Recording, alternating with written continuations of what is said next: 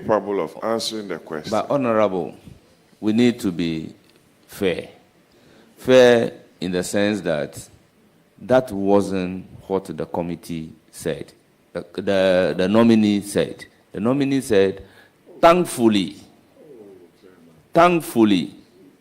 the law on affirmative action has been passed. So that doesn't mean. So you may go ahead and rephrase your question. Chairman, you are trying to babysit the very intelligent Naa Momo, and I don't think it's a fair intervention. Agnes Naa Momo is very intelligent. We all know her.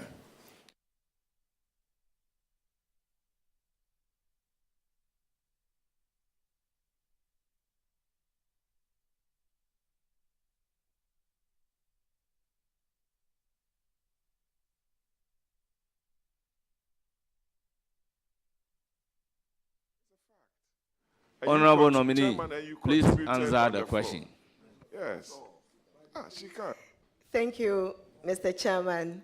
Yes, I'm talking about the Affirmative Action Act passed by the 8th Parliament, spearheaded also by the Speaker of Parliament under the Ofosu-Adjare regime.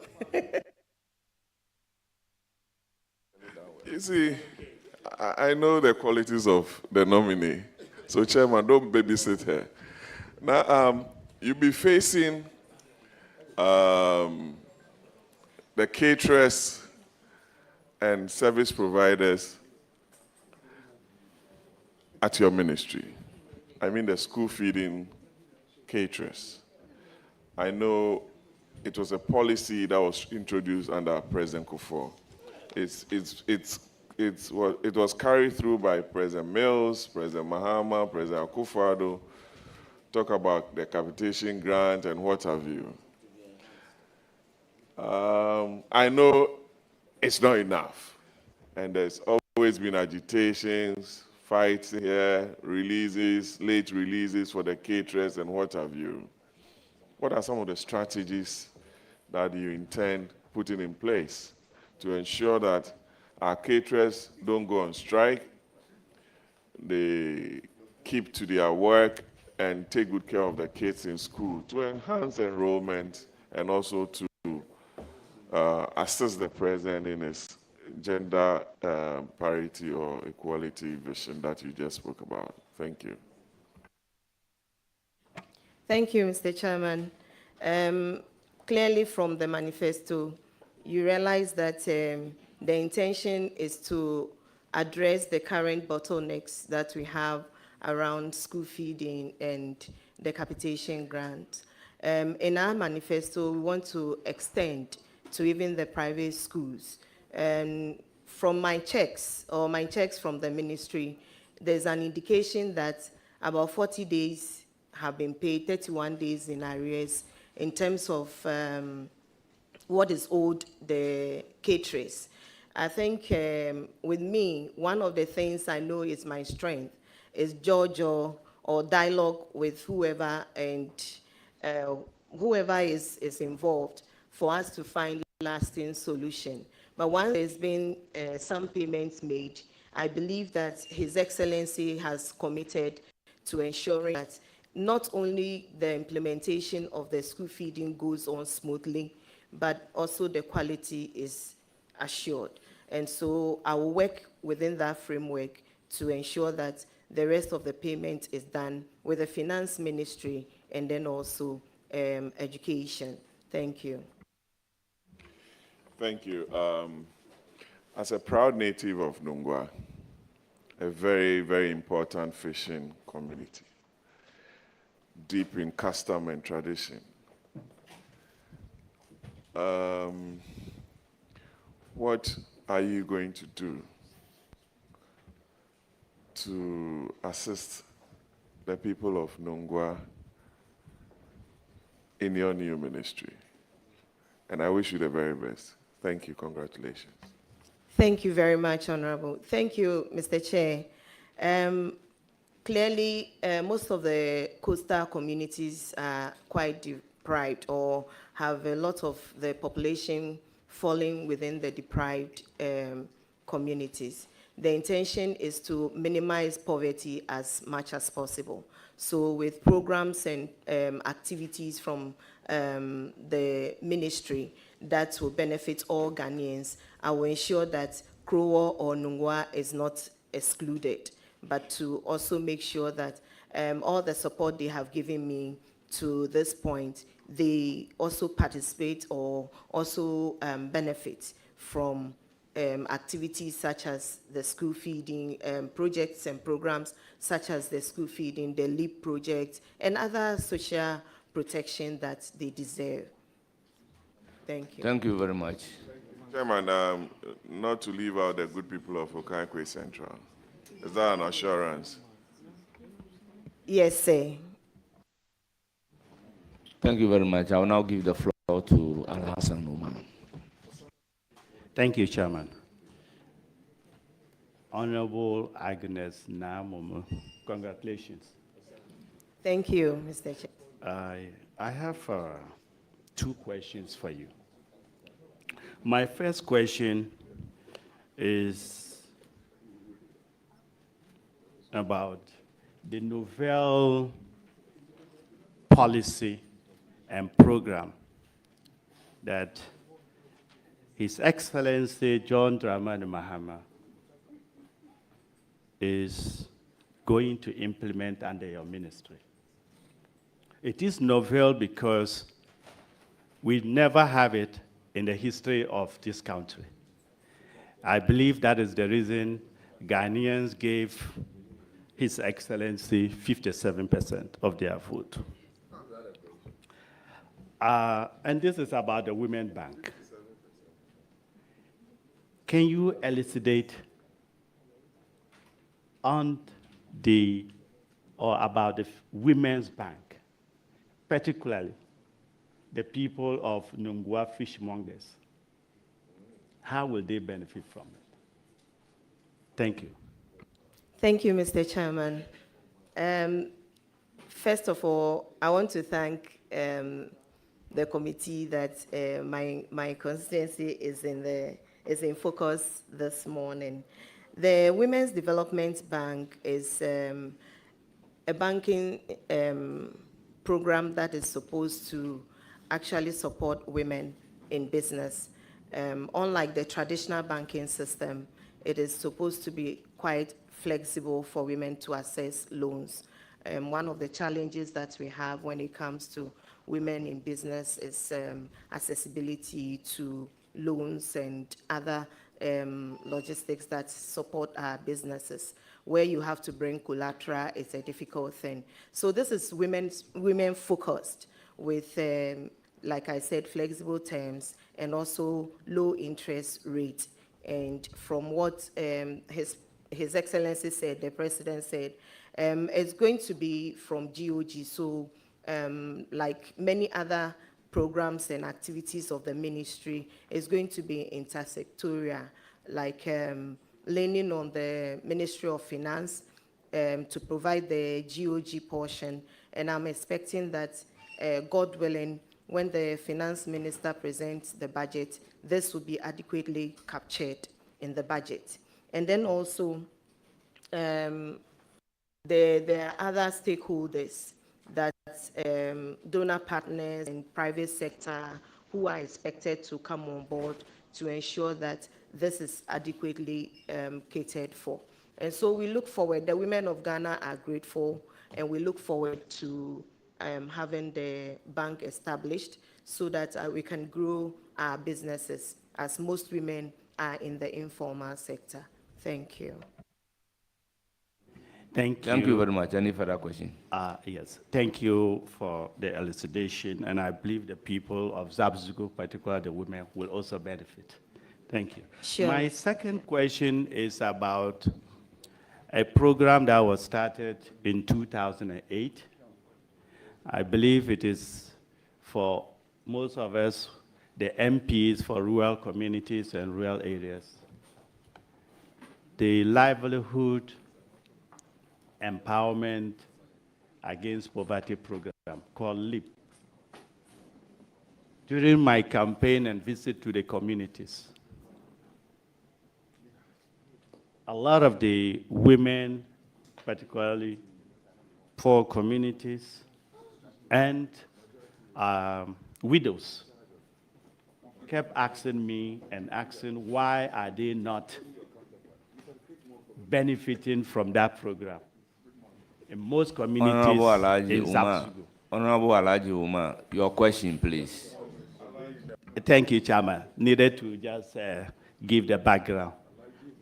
Can you, do you have an expansion program, or will you review it so that communities such as those in Zapsugu will be captured? Thank you. Thank you, Mr. Chair. The intention is to go into the ministry, have a look at what is going on, what the gaps are, have a stakeholders meeting, and move it from there. But the plan of the president in the manifesto is to ensure that it is expanded, and then also beneficiaries who can be graduated, ensure that their economic situation is better than it is now, will be graduated, so that we can expand it and more people can benefit from it. So yes, your people will definitely be considered. Thank you. Thank you very much. I need to. Okay. Thank you so much, and I wish you well. Thank you. Thank you. I will now give the floor to Deputy Minority Whip, Honorable Shaibu, if you have a question. Yes, Mr. Chair. Thank you very much. Honorable Naa Momo, Anyaku Yay. Kebuchuno. Just a few questions. So I saw President Trump in his inauguration address, and he made some specific statements with reference to gender, and that a man is a man and a woman is a woman. I just want to find out from you, as Minister of Gender, what is your general view? And how do you view the current legal and societal stance on the LGBTQ+++ rights in Ghana? And what is your position as Minister of Gender, Children's Social Protection on the promotion of the proper human rights, proper human sexual right and the Ghanaian Family Values Bill? That is 3 questions, but I will allow the nominee to answer. Thank you, Mr. Chairman. With respect to what the President Donald Trump has stated, I believe that I go by what the Constitution of Ghana says. A man is a man under our Constitution, so I stick to that. And a woman is a woman, yes, if you want it to be complete. And with LGBTQ++++, I think that as the Constitution stands, and as the voices of the people of Ghana has loudly declared, there's no way I can go contrary to that. I am a representative of them. And I think the president has also clearly stated his stand. And one of the things, beyond even the inaction of the law, one of the things is to also ensure that we imbibe it into our curricula, so that the children will know some of these family values right from the beginning. I think it is more sustainable, and it also adds on when there is the law working. Thank you. Any further question? Yes, follow-up question. So, in your view, as the bill expired, the bill on family laws, family values, sorry, Thank you very much. I think I will leave that debate for the legal brains, and then what they guide, I will take it up from there. Thank you. Thank you very much. Any further questions? Yes, Mr. Chairman. Mr. Chairman, the 2024 NDC manifesto suggests reviewing the Labor Act to mandate. Yes, we are. We are in love with the manifesto. We just want to ensure everything is well sorted out. To mandate 4 months of paid maternity leave. How will you advocate for the extension of maternity leave from the current 3 months? Because we are all aware it's 3 months now. How do you intend to, and how do you plan to address the concerns from employers who may resist? Because I have a company, I don't intend to get women to go on 4 months, but that is in your manifesto. How do you intend to address that? Thank you. Thank you very much. I think men were or are still advocating for paternal leave. And if it is important for them to take a break to support the family, then it is more important for women to have a prolonged period, not only to take care of the children, but to also properly heal. And so as an employer, I will encourage you that if you even have the opportunity to take care of 6 months, please do that. But there are other ways on a more serious note to do that. You know, creating daycare in the company that makes it child-friendly for the women to bring their kids there with a little support from the company or the organization so that they don't have to be worried. You know, psychologically, the woman can present or physically present in the company, and the mind is at home. And so you can have her being there working for you, but to have the utmost output, it is better we make sure that there's holistic care. And so I will sit with all stakeholders. There are CSOs who are deep into it. There are lots of advocates. I will join them to look at what is best, ensure that we push it. And if Ghana and if the people of Ghana agrees to it, surely I will be the #1 champion. Thank you very much. A follow-up. Very well. So are you intending to advocate for paternity leave?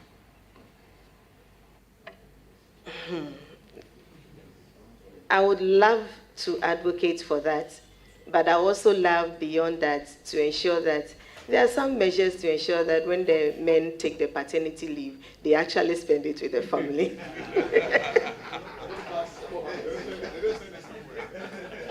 It is now the turn of Honorable Muhammad Shaibu.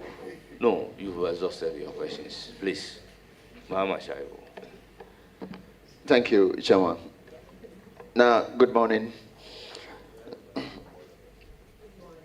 Good morning.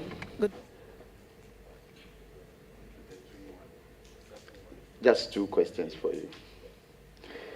I note that you have touched on Affirmative Action Act.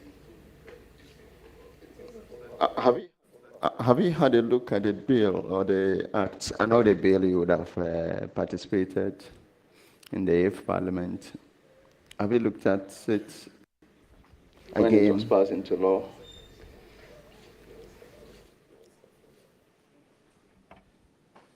Thank you, Mr. Chair. Yes, I have. Actually, I was a member of the Gender Committee, and we worked on the bill together. Thank you. What in the bill would you say excites you as far as your ministry is concerned? I think the most critical thing about the bill is that it's going to engender discussions and policies in ensuring that governance and leadership and policies are, in fact, practice are gender friendly. So mainstreaming gender into or affirmative action into our laws and policies in the workplace, and also our practice. A further question? Thank you. Madam Nominee, I note that you are a member of the Women in Law and Development in Africa, Women's Law and Human Rights Institute, National Coalition on Domestic Violence, and also a partner at Abantum for Development. Tell us how your association with these institutions will impact on gender, children, and social protection. Thank you, Mr. Chairman. Indeed, let me also say that I thank all the institutions and organizations that you have mentioned, and they've been generous. It looks like it my past life now, but anytime they have programs and activities, they remember me, even if I'm not able to go there. I want to state that coming into this position, the world of gender activism, this is my support base. These are the people, the organizations, the institutions that have given me some leverage or some experience to be able to deliver on my mandate, and I think that I owe of gratitude to them at every point and every level in my practice as a development practitioner. They've been there, and I have learned a lot, and I'm counting on them. And since my nomination, they've extended their congratulations to me, and I know they are there to support me. Thank you very much. I wish you well. Thank you. Thank you.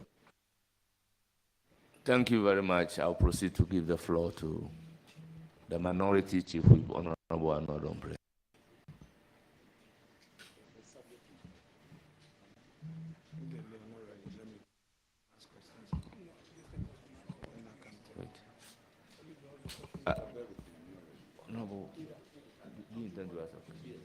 Okay, I'll give the floor to Honorable Roxanne Nelson Dapamoko. Chairman, thank you very much. Naa? Yes, sir. Mwe, Hey. welcome. Thank you. Let me seize the opportunity to congratulate you. Thank you. Ever since you came to this house 4 years ago, you've acquitted yourself very well, and you work hard. You Thank you. actually became one of the faces of our female bloc, and we've done a lot other parliamentary work, not related to our core activities as in legislation, but other programs connected to Parliament. So I know the quality that you bring to bear on your work. Now, general feeling amongst us men, the biologically males, is that your ministry tend to focus on the biologically female issues to our neglect. Will you consider a policy change that your programs from the gender ministry also take into consideration issues concerning us? Yeah, especially us. Thank you. Especially those of us who are beaten at home. Thank you, Mr. Chair. I think I can sum up the Affirmative Action Act as a corrective measure. And so where there's an imbalance, whether it is skewed towards men or skewed towards women, whoever is disadvantaged, I believe that the Act is going to support with proper implementation to correct it. So you have no fears at all. Thank you. It's refreshing to hear that. Now, let me move to the specifics. Sanitary pad distributions among our school children, adolescents. was such a key policy, and during GM1, and it was truncated, but it features in our manifesto again. Statistics point to the fact that a lot of adolescent school-going girls refuse to go to school when they are in that critical time of the month, and it affects their studies and output in school. Will you consider rolling this out vigorously, especially in the rural areas, like my constituency in South Dine? As an MP, I spend a lot in procuring this to give to our girls, and periodically. It's become so costly. The parts are so costly. What will your ministry do in this regard? Thank you, Mr. Chair. I think this is a conversation we have to be having until we get a law to waive off some of the taxes and then ensure that we also plan and budget for it for women and girls to have adequate protection, because the lack of funding or support to procure sanitary pads has further made girls more vulnerable in society, in the sense that UNFPA can tell you that they have data that shows that the most girls fall prey can provide sanitary pads for them. And it is also because of the poverty situation some or most people find themselves. If you have to choose between feeding the family or placing a meal on the table for the family and then providing sanitary pad for a girl, I think most family will go for the meal because that is survival for them. Since it is a biological issue, whether you are male or female, you are affected one way or the other. I think we need to have this discussion very passionately and then find a way out.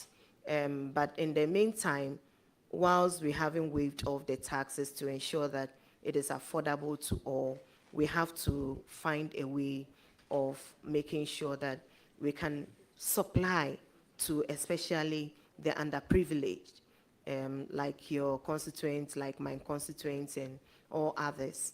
And then they will also have some leverage so that that support can go a long way to minimize their vulnerability in such times. Thank you. Thank you very much. Chairman, You have a finally, further question? yes. Let me dovetail this to your recent answer. Will you consider liaising with the minister responsible for finance in getting a bill, as it were, to actually deal with the tax waiver issues that you speak, especially for companies that are set up locally and are into the manufacture and production of these parts for our girls? Not only tax waivers for, but specifically to encourage companies who are locally established to produce these on massive scale to support our girls. I will surely do that. There's an ongoing conversation, so I will build on that. Thank you. Chairman, thank you very much.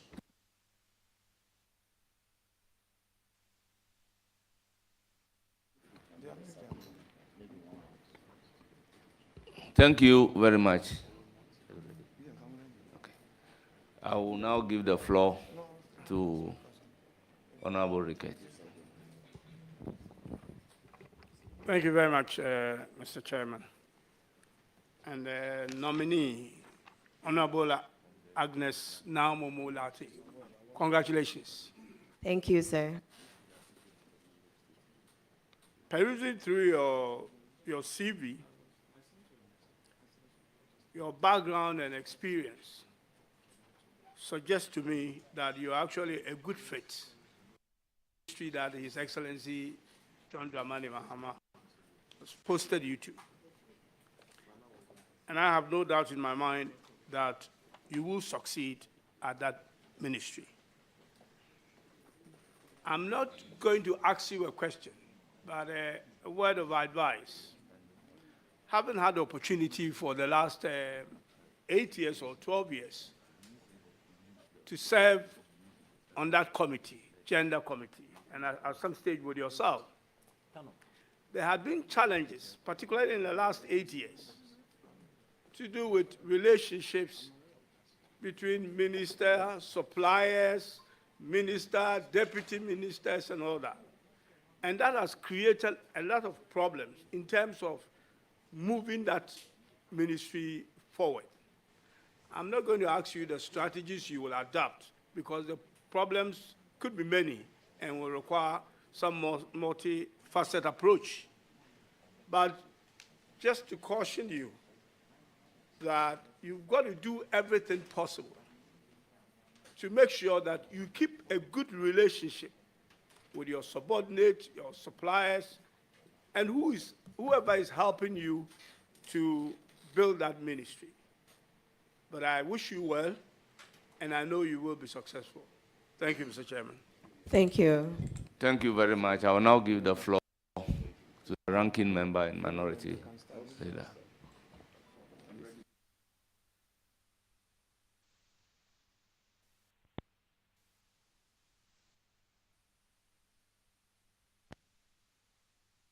Chairman, thank you.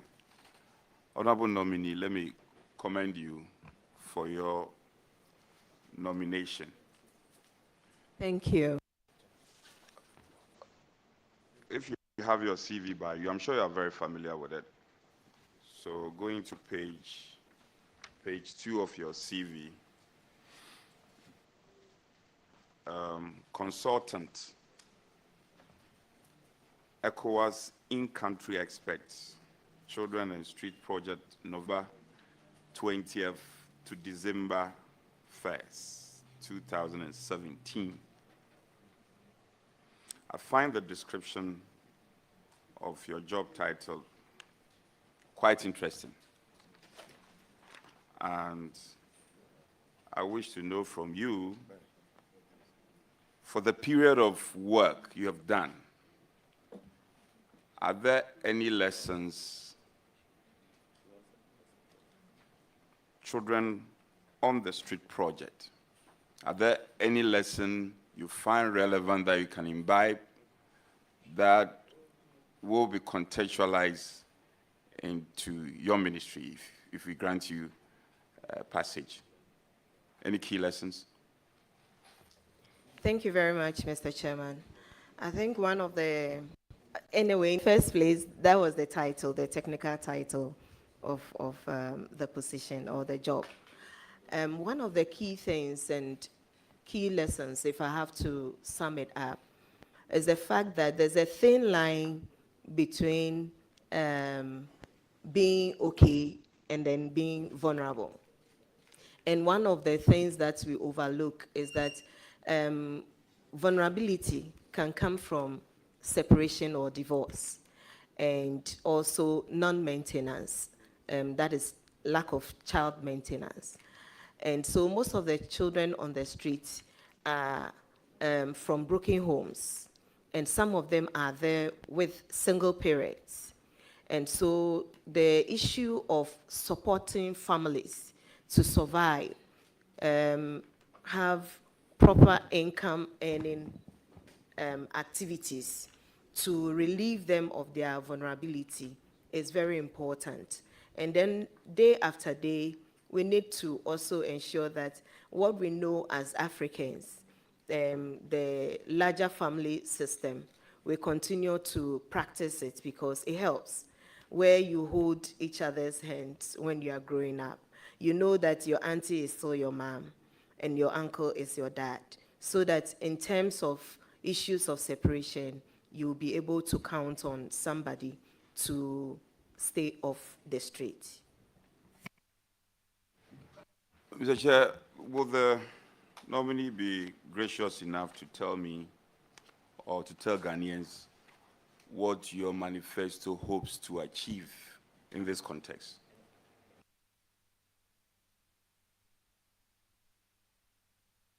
Thank you very much. I think one of the key things that the manifesto proposes is to have the orphan and vulnerable child support scheme. And it's one of the for children and orphans.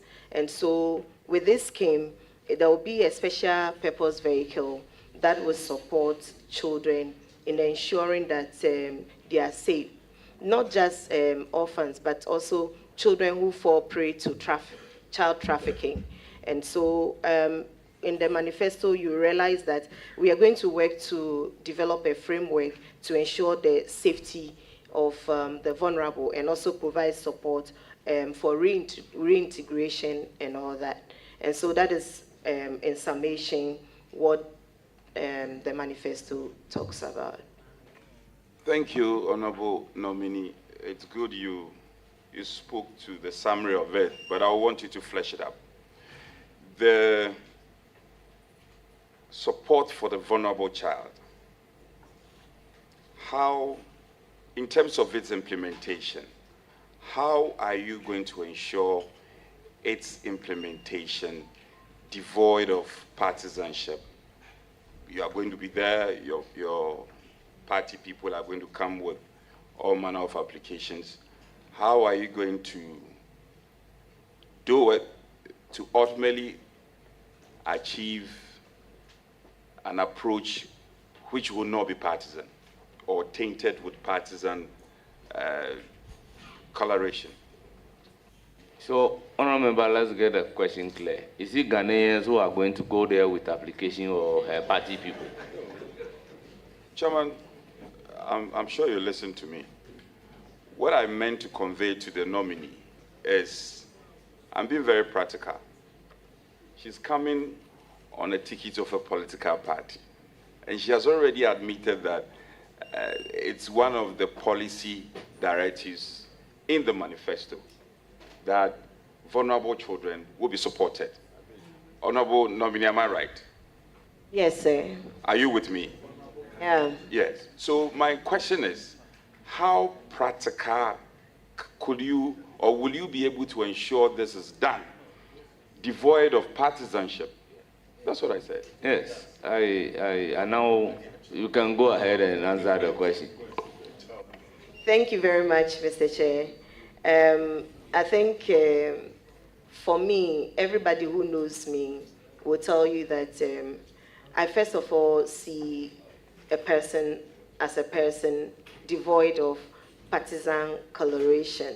So if I'm supposed to serve a particular group of people, yes, Mr. Chairman, for this, you realize that it will be based on need assessment. So if I have people who plainly everybody knows that are from my party who don't need support, I would not necessarily have to give them support. But everybody who needs support and falls within the need bracket will be supported. Thank you. Thank you very much. Any further questions? Well, I have a number of questions.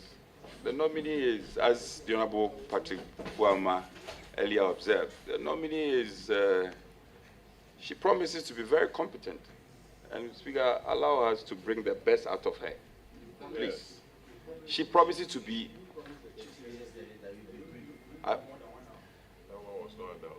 So, I want you, my good friend, let me test your understanding. Don't worry, I'll be brief. Just be relaxed, you'll be fine. Your understanding on the school feeding project. You know, its antecedents and the tortoise path we've traveled to where we are now. What is your appreciation of the high points and low points of the school feeding project? Thank you very much, Mr. Chair. I think the school feeding program is something that all of us appreciate because if a child is not properly fed, it affects the concentration in class. And so For the highs, I would say it's a good project that we intend to improve on. The other side of it is the processes leading to the feeding, ensuring that there's quality and also accessibility and timeliness in terms of the supply is also very important. And so these are areas that I will look at improving and then adding on. Thank you. Honorable nominee, you have touched on the quality and also timely delivery. I couldn't agree more with you. What is your assessment of the current situation?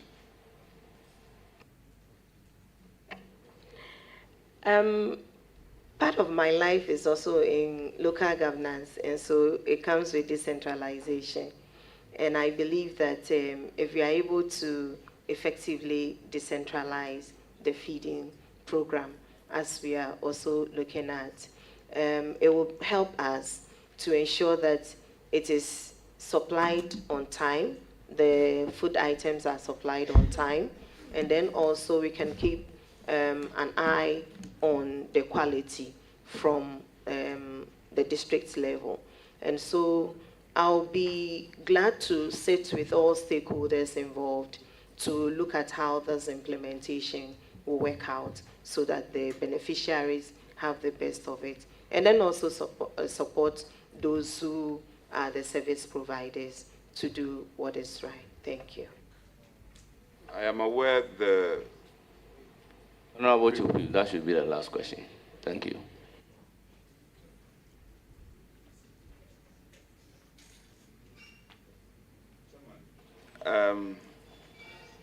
You don't want me to bring the best out of the nominee. You have already told me that I have 6 questions, and for each of the 6 questions, I have potential follow-ups. Oh, Chairman, don't do that. That is not the case. Okay, no Honorable problem. member, when we agreed on something, let's go by what we have agreed upon. So you have one more question to ask. Yes, yes. I have one more and potential follow-up. Yes. Oh. Honorable nominee, your party's manifesto eloquently speaks to Women's Development Bank. I'm curious about that. What is it modeled on?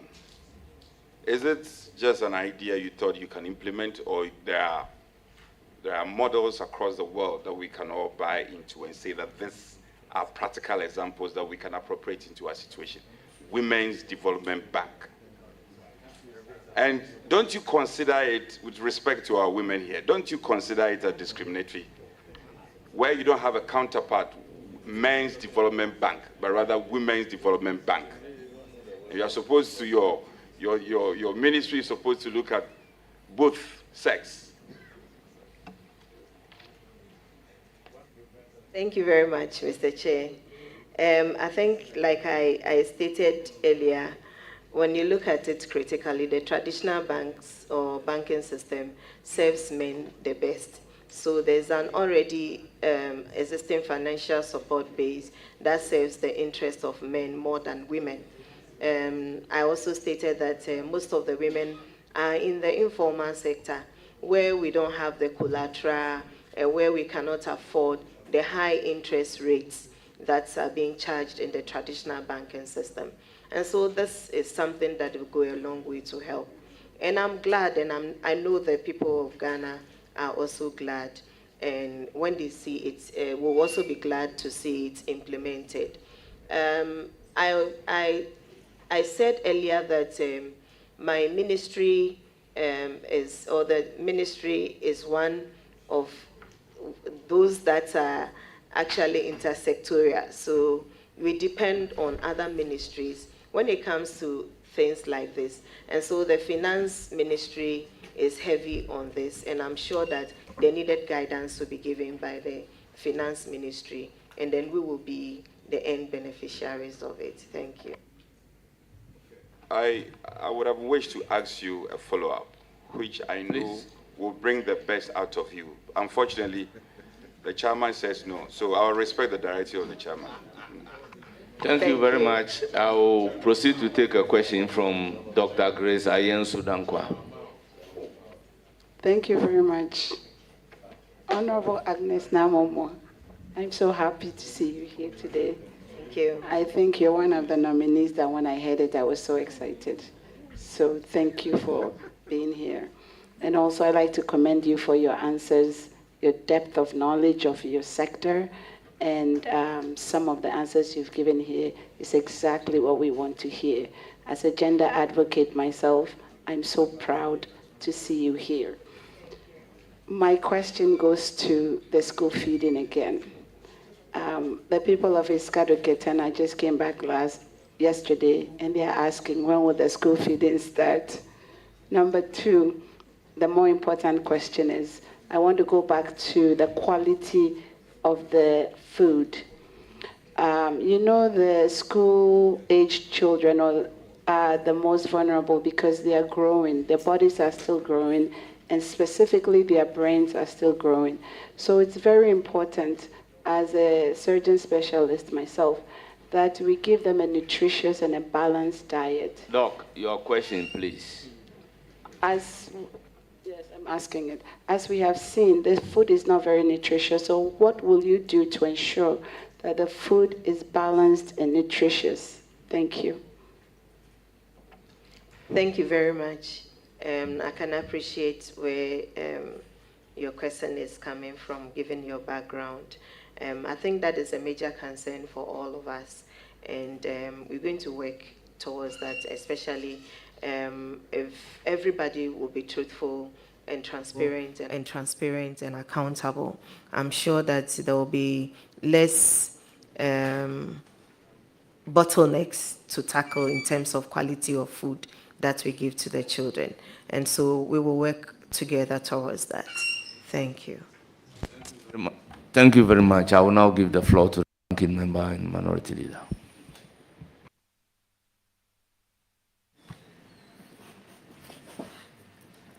My respected colleague, good morning to you. Good morning, leader. With the leave of the chair, I should proceed with some questions. Let us first deal with your CV. And if you be pleased, I shall take you to page 1 of your CV.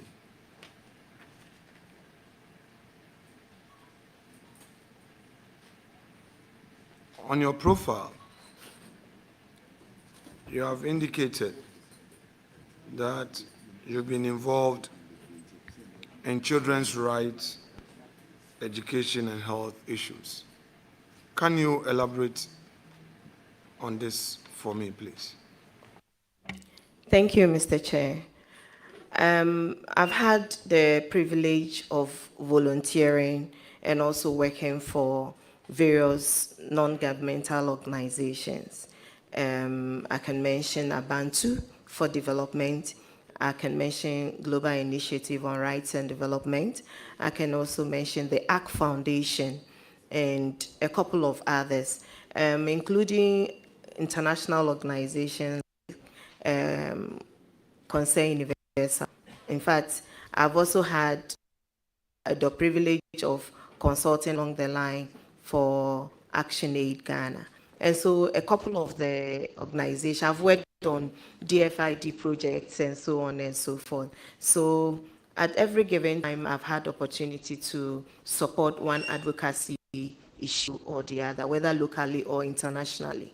And so that has built my experience in child rights advocacy.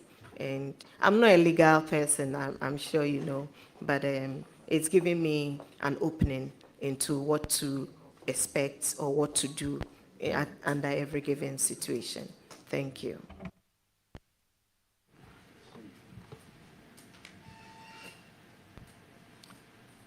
You've stated your name in full as Agnes Naa Momo Lartey. Yes, sir. You've also stated your date of birth to be 16th of April, 1976. Yes, sir. Place of birth, Nungwa, Accra. Yes, sir. Hometown, Nungwa, Accra. Yes, sir. How did you derive this hometown, Nungwa, Accra? Mr. Chair, per my basic knowledge, my hometown is where I believe I come from, was born. And so I'm an indigene. My parents are both from Nungwa, and I'm a Ga. And so that is why I stated it there. So just for the avoidance of doubt, mommy is from Nungwa, Yes, sir. daddy is from Nungwa. Yes, sir. Now, I'm a bit curious. My respected colleague, Roxanne Echede Fiamepo, greeted you in a language. I'm quite familiar with the Gan language. I didn't think that was a Gan language. Gan. What language was that, please? That was Dangbe. Are you a Dangbe? No, sir, but I'm in a close relation to Dangbe, so I'm not a Dangbe. I'm a Ga, but it's a close language. I just want to have clarity. Are you able to speak the Dangbe language, or you are partly from the Dangbe area? Mr. Chairman, if you look at the languages spoken, that is not there. I have just the basic knowledge to, let me say, understand it, small. And then when you ask me things like what the honorable member asked, I can respond. So that is just my understanding of it. Thank you. Fair enough. So you don't speak Dangbe? No, I don't. Very well. Still on page 1 of your CV. Let's first deal with your MPhil in leadership. I read, MPhil leadership, comma, University of Professional Studies, Accra, September 2014 to March 2017. Full stop. Next line. Research. Column. Women's participation in leadership. Column. Challenges and prospects to the development of Lejokuku Krowo Municipal Assembly. Dash June 2017. I have 2 questions for you there. 1, how was this MPhil program structured? And I'll give you a guide to assist you in the answer that you're going to give. Was this course structured in a thought in part and research in part, or it was a full research without a thought aspect? There's a thought aspect, and then it also flows into the research aspect.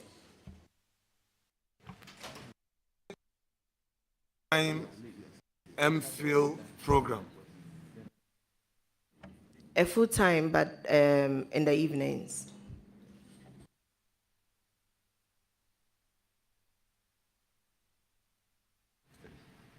Now, the thought part of the program, was it for the first year? Yes, sir. Right. Within this period that you were going through this thoughts program, the 1 year, you were also working? Yes, I was. Full-time? Yes. Where? I think around that time, I was working with NALAG Respectfully, as what? as the General Secretary. So the NALAG work was not just leadership, but the full-time work. Yes. So when you say full-time work, are you referring to 8 to 5 p.m.? Yes, sir. Or sometimes I start at 6. Yes, sir. So we should assume that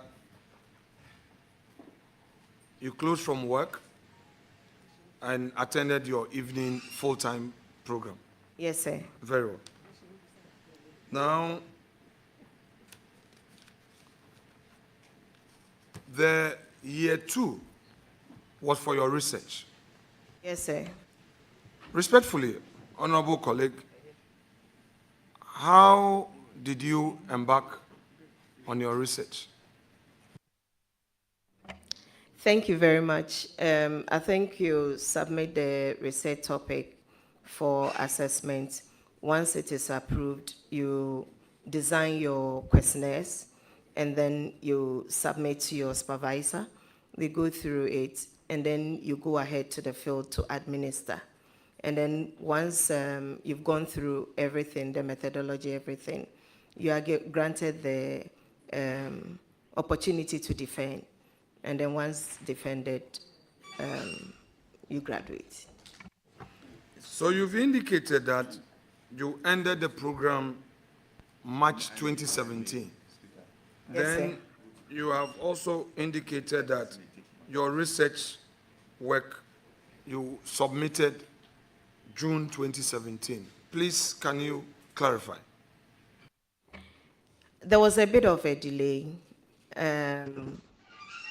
When I was doing the MPhil, I had then applied to Legon, University of Ghana. In fact, it was one of the reasons why I went in for the MPhil, so that it's close to the University of Ghana. Within the period, the PhD program got structured from a 3-year course to a 4-year course. So the waiting period was when I decided to undertake this course. So if you look at it critically, you realize that my final year, that was in 2014, I had to juggle between going for the PhD class and then also doing my research work. Honorable colleagues, respectfully, it couldn't have been that your final year. It couldn't have been, because if you look at the same CV, the PhD, you've written PhD, Institute of African Studies. And by the way, before I proceed, bear with me. You know, the enterprise we undertake here is a perception-driven enterprise. When you go all calmly, the perception is that we are treating you with kid gloves. If we ask you very strong questions, it is also seen as we being too hard. But I would manage myself, and I don't intend to be very personal, okay? Just understand me, that Yes, sir. you are a witness in the box who must answer necessary questions. We are politicians, and we have the public that wants to understand certain perspectives. So I'm limiting myself to the policy issues and then deal with your profile that is getting you into governance. Is that okay? That's fine, So sir. I mean no ill will. Is that okay? That's fine. Very well. So that assured, look at your CV again. PhD, Institute of African Studies, University of Ghana, Legon, September 2014 to December 2020. So if you say that in your final year you had issues. It couldn't have been because, you see, you started MPhil and PhD at the same time. I find that very curious. So it wasn't the case that there was, when you were about finishing one, you started the other. And that is why you had some delay. I want you to have an opportunity to clarify. Thank you. With the MPhil, I actually started the MPhil somewhere 2013, and the PhD was in 2014. The MPhil coursework was supposed to be... Honorable Member, would you... Please, Honorable Leader, let's take the answer, then you can do a follow-up. Thank you very much. Chairman, with respect, as much as possible, I don't want to get into the ocean. I want to guide her. I'll give the same protection that you give her. So please, when I want to help her, allow that. But if you want to open it up, I don't mind. Honorable Member, would you want to amend your CV on that aspect, just for the record, so that we don't go deep, deep, deep, and deep again?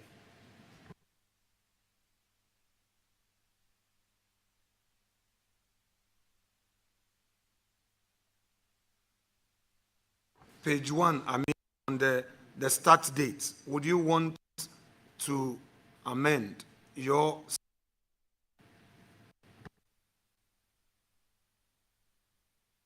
Yes, sir. Very well. I yield to Chairman for you to apply for his leave to amend, then I can proceed. Thank you. Please go ahead and do the amendment. The MPhil program was somewhere 2013. I was trying to be specific, but the MPhil program is somewhere 2013. When in 2013, because it's an academic year, it starts from a point. When in 2013, respectfully? I have September on record, and so We I maintain want the to... September. Yes, I want to... And then just amend the year. Yes, please. Very well. Any further amendment, please? No, we are staying there for a moment. Okay. So I just want you to have the opportunity, apart from the year, the 2013, we're now maintaining the September. So the start date. The start date, the completion date is not in doubt. Okay, so you are not changing the completion date? No, the completion date is not in doubt. Very well. So let's go to the PhD. Are you maintaining the start date for the PhD as well? And the completion date for the PhD as well? Yes, sir. Very well. Now, honorable colleague, do you have your certificate for the MPhil, please? Yes, please. What is the date on it for the graduation? The date of the certificate? 20th June, 2017.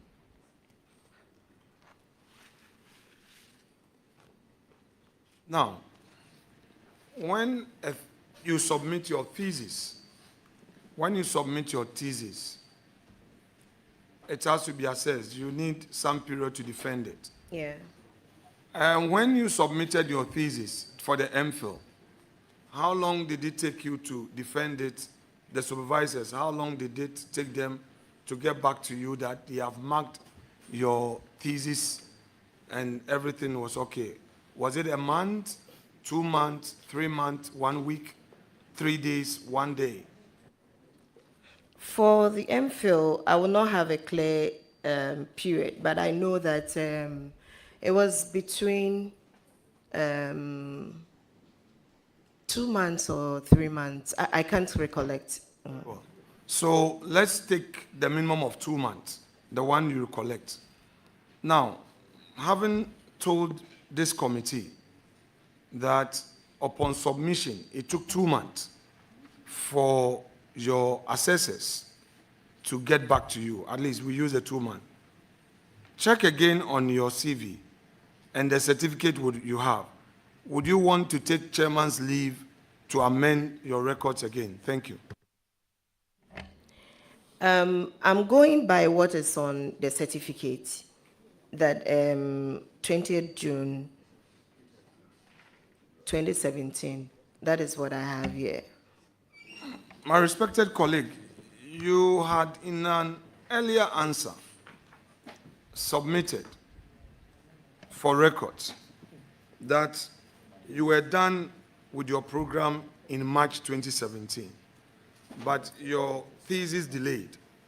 So you submitted your thesis in June of 2017. In fact, that is what you stated here, that your project work research you submitted June 2017.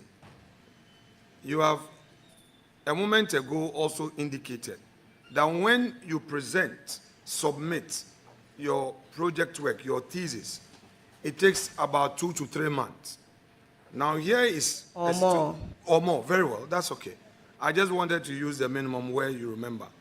Now, if you submit your thesis in June, and the assessor is going to take 2 months minimum to look at it, mark, get an external assessor to also look at it, which means that in June when you submit it, you would have July and you would have August, okay? Minimum. You cannot graduate in June 2017 and have a certificate which says you have MPhil, you've earned an MPhil in June 2017. It's the reason why I ask you again. Sometimes we all forget. Sometimes we want to be given the chance. It could be that whoever typed your CV made some mistakes. We all give instructions to our secretaries, type this for me, do that. I understand, as an administrator, a leader, there are some errors. So I'm giving you one more opportunity. Would you want to take chairman's leave to amend those records also? Because this is going into public records. Thank you. Thank you very much, Mr. Chair. Let me also state that, Mr. Chairman, the 20th June 2017 is the day after graduation when I was given the certificate. But the submission was in 2016. So most often you realize that the year, depending on how soon you submit your project work or thesis, you might not graduate in the same year. And so it is when I was given the certificate that is being referred to here. Okay, honorable colleague, let's take it step by step. So when did you submit your thesis to UPSA? Which date did you submit your thesis to UPSA? The submission date, unless I check, but I can assure you that... Don't worry. I would take it that you would come back if you want to come back. No, leader. Well, leader, Okay.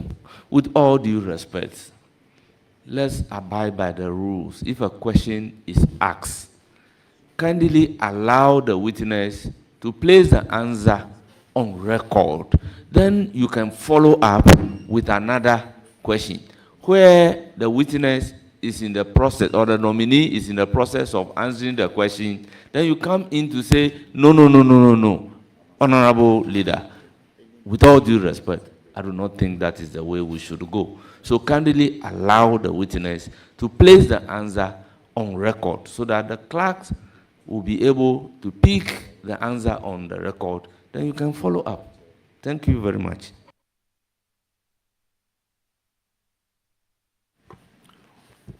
When did you submit your MPhil dissertation? In 2016.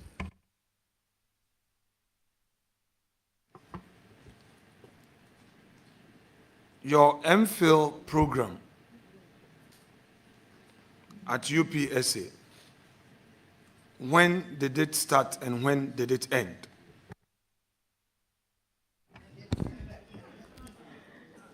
Mr. Chairman, I stated earlier that the MPhil program started somewhere 2013. And the completion, when I said completion, including graduation, was around 2017. If you check the records, I did not even graduate with my colleagues.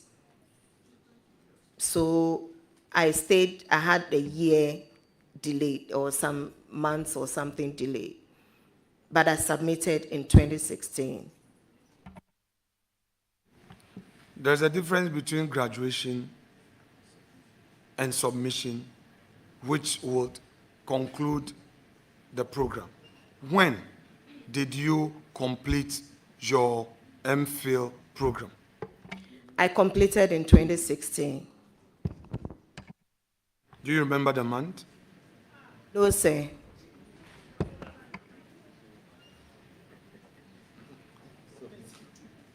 Now, honorable colleague,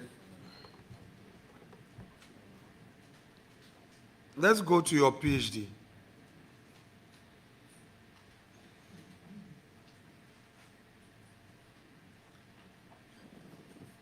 What was your area of research? I was at the Institute of African Studies, and I looked at the relationship between traditional and local authorities in the management of natural resources. And I had a case study of beaches in Accra. Can you elaborate on the subject area? Thank you, Mr. Chair. It was basically looking at the commoditization of beaches. And so we all know that aside the beauty or the recreational value of beaches or natural resources, there's the commercial aspect of it. So basically looking at the challenges in managing natural resources, whether it's traditional authorities or the conflicts that emanates from the management of natural resources, such as the beaches.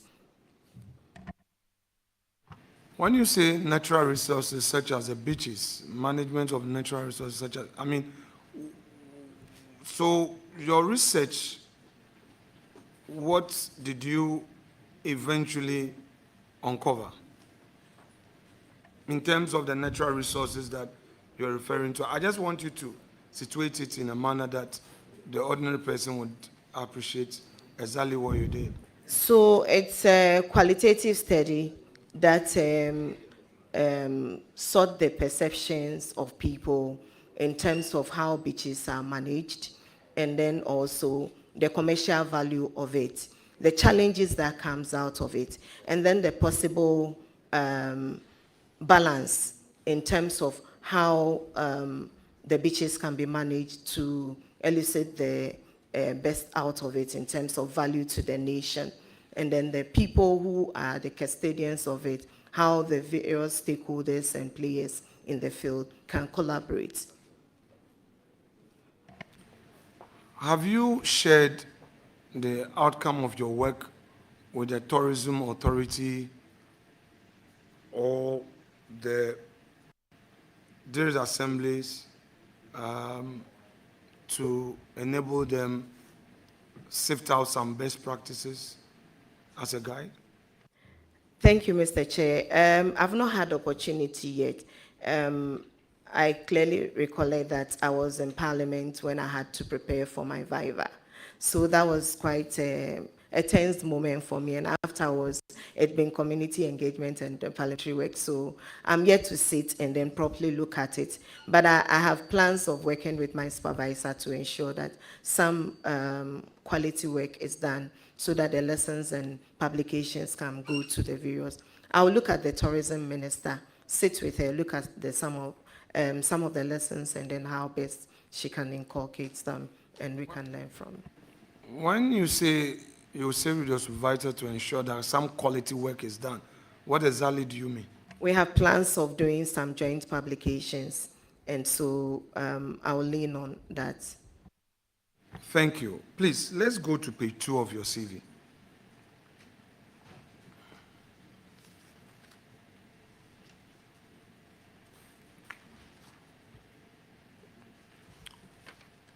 On page 2, you have primary school, Teshin Estate Preparatory School, 1981 to 1986. Then we have ordinary level certificate, Nungwa Secondary School, Accra, September 1988 to June 1993. I presume you did a common entrance. No, sir. Okay. So explain to us from primary, you have a gap of 2 years. So the 86, 87. So there's no school within that 2 years. Then you come to 1988 to 93, which is 5 years, Form 1 to Form 5. So can you explain to us what you did, what schooling you had between that period that your records do not reflect same, please? Thank you, Mr. Chairman. Within that 2-year period, there was the new system, which is the JHS. And so having an uncle who is a teacher, he was also an advisor to my father. And so they looked at the benefits of joining the new system. What is missing is that I went to try the new system. And then my uncle moved on to a secondary school called Presby Secondary School. And my dad felt there was, I was too comfortable there. So I had to try first year of secondary school at Presby Commercial. And so I went to first year. I didn't write the common entrance. I went to secondary school first year at where we call Preseko. I did 2 terms there before going to Nungwa Secondary School. So you went to Nungwa Secondary School without common entrance, in other words? I went to Nungwa Secondary School with a certificate from Presby Secondary School. What certificate? I did my first year at Presby Secondary School. First year of JHS or JSS, you mean? First year of GC. Oh, very well. So you mean you had a transfer? Say. Okay. So that is what is missing. That is creating that 2-year gap. Yes, sir. Very well. But then if you had done a first year already and you did a transfer, that suggests that you go to Form 2. Or do you repeated year 1 again? Yes, I did. I actually did 2 terms for the first year. I joined them in second year. And so when I got to Nungwa Secondary School, I had a... The year. Yes. Very well. So you mean going to Preseko, you entered Preseko year 1 with a common entrance? Entered Preseko from class 6. I entered Preseko. They were doing the JSS, the new system, you mean? Preseko was not doing the new system. Preseko was doing the old system. That is the O level? Yes. So you entered Preseko without writing the common When I entrance? was about going to JHS, because I tried the new system, if you remember, I narrated how I tried the new system. And then when my uncle moved on, so I moved with him. So I didn't write the common entrance or the JHS. Very well. I'll leave that. You've also indicated you did MA, Human Resource Development, Yes, University sir. of Cape Coast, from September 2003 to March 2005. Yes, sir. Is there any part of it that you would want to take the leave of chairman to amend those records there before I proceed with some questions? It was a sandwich program.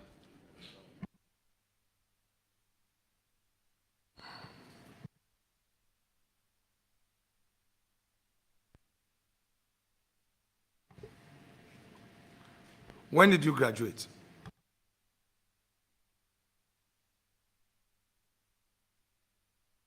The MA was from 2000 and I graduated in 2005. In fact, it was a one-year course, and so it was supposed to be 2004. Honorable member, so would you want to take the leave of Mr. Chair to amend your records, please? Having stated it was 2004, leave is accordingly granted. Thank you, Mr. Chair.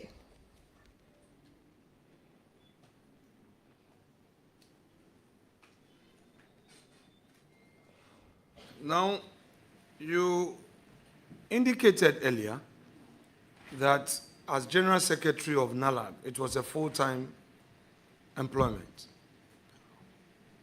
If you come to page 3, where, excuse me, not page 3, sorry, you talked about your leadership, page 8. So let's reconcile page 3 and page 8. Indicates there that you were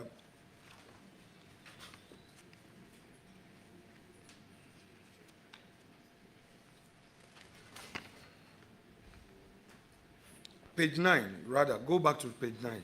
Let's start with page 9. So let's reconcile page 3 and page 9. So second vice president and general secretary. The general secretary bit, you say full-time employment. That has come under your employment history. And then when you come to the second vice president, that is under membership/leadership. So what do you have to say to both? The second vice bit is an elected position. And so I contested that before becoming the general secretary. Okay. Is there anything you would want to amend?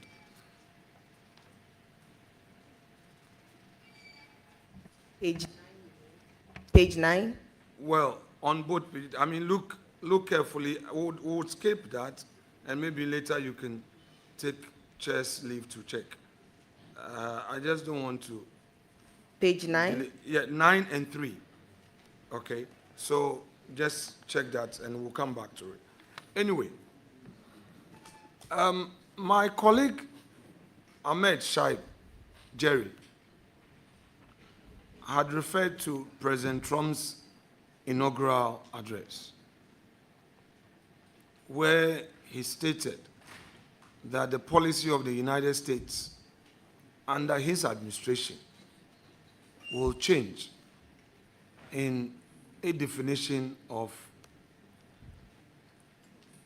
gender, that a man will be a man, a woman, the very natural state. Do you share in this opinion? Thank you, Mr. Chair. Like I earlier said, it's in line with our constitution, and so I share that. Very well. You were in Parliament between 2021 and 2025 January 6th. That is the 8th Parliament. You were. Per your Yes, record. sir. That's a fact. Now, you are aware that some of our colleagues took the view that Ghana would have to legislate on these LGBT issues to make clear to the world our position on this matter.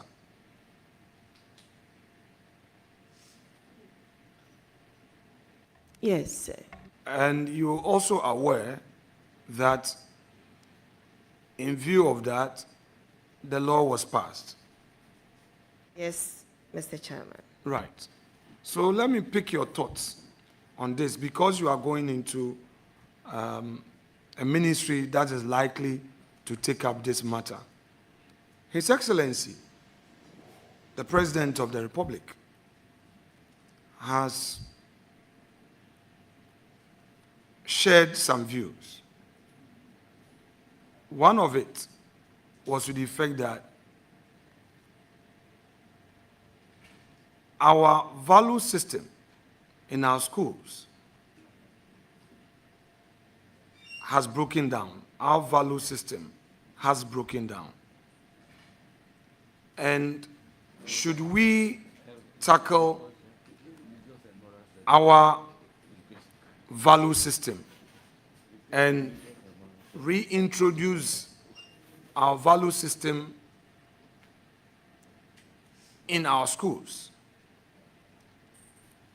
and the children are able to pick these up, perhaps there will be no need at all to even legislate on it.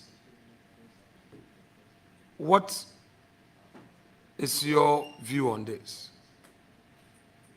Thank you, Mr. Chair.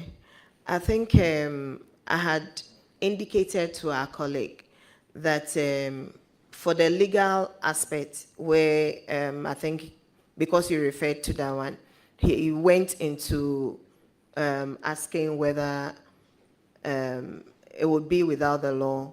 I said I leave that, or if the law had to, go through the process all over again.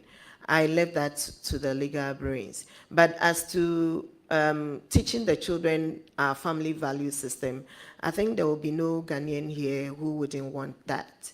All of us would want our kids to be identified with their Ghanaianness, if there's anything like that. So that if you teach, I said that was more sustainable, so that they identify who they are, and then they will take a decision when there's right or wrong. They will be able to know who they are, and that will define them. So are you for the value system being inculcated in our children, being incorporated in our curriculum, or you are for the law to enforce it? I stick with what His Excellency said. I think he did not rule out the enactment of a law to back it. But I was saying that for sustainability, if it is imbibed in our children from a younger age, it will help. Honorable, I know I'm staying a bit longer with you, but bear with me. The practice since 1997 has always been that members of the committee get 3 questions and have opportunity to get follow-up questions as it pleases the chair.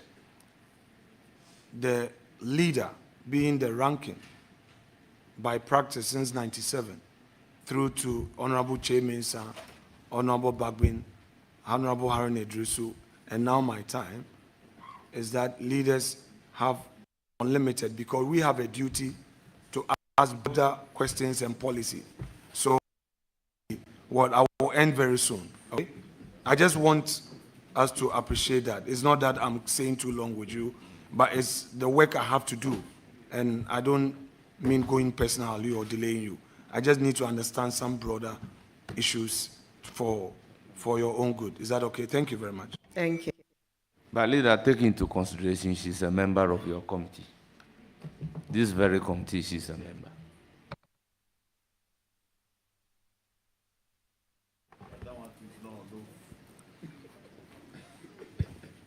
Honorable, you were an assembly, you were a presiding member. Were you an elected presiding member, elected assembly member, or you were a government appointee? I was a government appointee.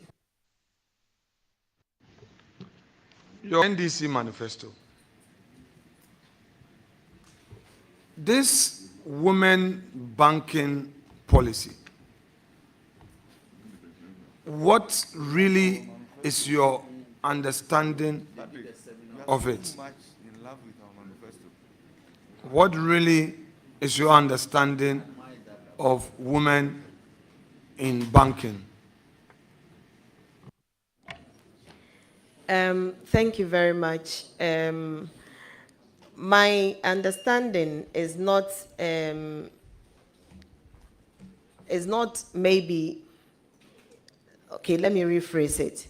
My understanding of the women banking program is that women-owned banks, women beneficiaries of the same bank, which will be more flexible, introduced at the district level, and women will have more flexible terms, less interest or lower interest rates to be able to support their businesses. So economically bringing the women up. And for me, I think for women like me, it is a laudable idea. So let me have clarity, because the ordinary Ghanaian woman will be interested in this matter. So let's bring clarity to it. When we talk of a bank, the understanding in the ordinary meaning of it, the literalists would understand it to mean that a bank, properly so called, with a license from the Bank of Ghana, own and being in operation. So I would now, with the benefit of this background, ask you very specifics, because you were definitely part of the manifesto committee that put An this together. assumption. Pardon? An assumption. Okay, so then let me put it direct. Were you part of the manifesto committee on gender? No, please. Were you at all involved in any gender issues relative to your manifesto? Not really. Have you read the gender policy of your party as contained in its manifesto? Have you? Yes. Have you read this aspect of this woman in banking? Yes. Very well. So now, since we are going to deal with Women's Bank, what is your understanding of what we read, the Women's Bank? What is your understanding?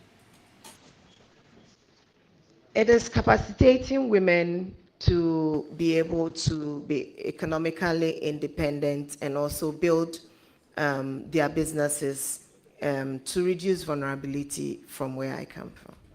So it means that the state is going to be a promoter of. Yes.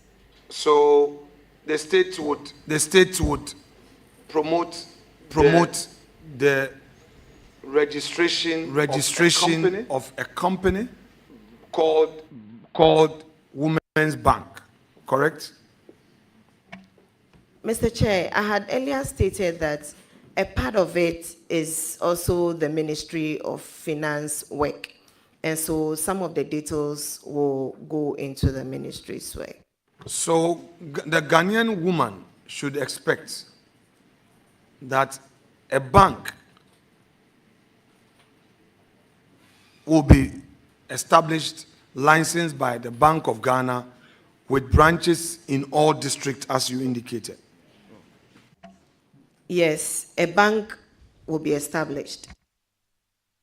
Should they expect that bank to be established this year, next year, or when? I think this will be clearer when the Minister of Finance comes to read the budget. I'm expecting that it will be captured. Now, Honorable Member, let me ask you this. You are the Member of Parliament for Krowo. That is Teshi. Wa. Krowo is Nungwa, and then Lejokuku is Teshi. Right. Do you live in Teshi or you live in Nungwa? I live in Nungwa. You live in Nungwa. Where you live in Nungwa, is it your personal property or is it rented property? Personal property. When you say personal property, do you mean you bought the land and built on it, or you bought the house, the property? Bought the land and built on it. The land you bought, did you buy it from the chiefs or a third party developer? I bought it from a chief. Chairman, I shall bring my questions to an end on this point and thank my respected colleague for her patience and so far the commitment so far. I shall count on your experience thus far in managing the ministry. All other matters shall be pursued on the floor of the House. I wish you well. Thank you so much. Thank you very much, Mr. Chairman. Thank you very much, Honorable Ranking Member and the Minority Leader. Honorable members, let me recognize the presence of our revered chiefs, opinion leaders, and some elders here to give moral support to the nominee. On my list is His Royal Majesty, King Professor Odaifio Wellenchi III, Paramount Chief of the Nungwa Traditional Area and President of the Greater Accra Regional House of Chiefs. Ngenge Tetewaka III, Paramount Chief of the Pram Traditional Area. We have Becholo Ni Ashite Akamfram the third, Teshi Manche, Ni Otukwe the second, Nungwa Adontin, a representative of the Numo Gwabu Wulomo Siche. We have Janet Momo Oakley. She's the mother of the nominee. We have Reverend Dr. Benjamin Kwame Danso, Chairman NDC Krowa Constituency. The clergy, Nungwa. We also have Major Christine Oko and the spouse. We have Dr. Afis Zakaria, Chief Director, Ministry of Gender, Children and Social Protection. We have members of the civil society organizations here. And we have honorable assembly members of Krowa. Is that correct? Krowa, very well. Municipal Assembly. Bear with me. I am an away. Let me use the opportunity to thank the nominee for attending upon the committee and providing answers to questions posed. Surely, you would hear from the committee. Thank you very much. Thank you, Mr. Chairman. Grateful. You are hereby discharged.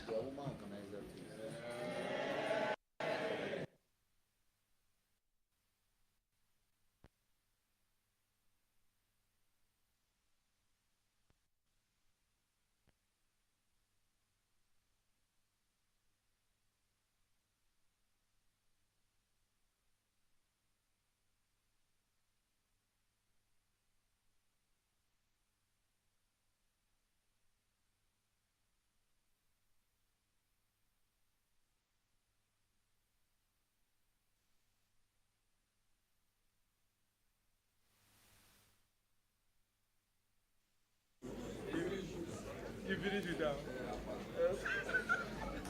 You clear out. You clear out. You don't say she be my girlfriend. That's why I use her.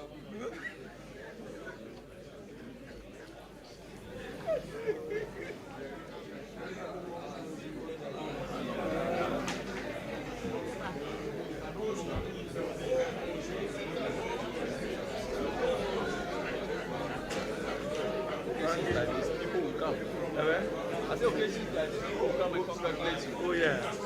I mean, when the president is taking away. Then nobody gets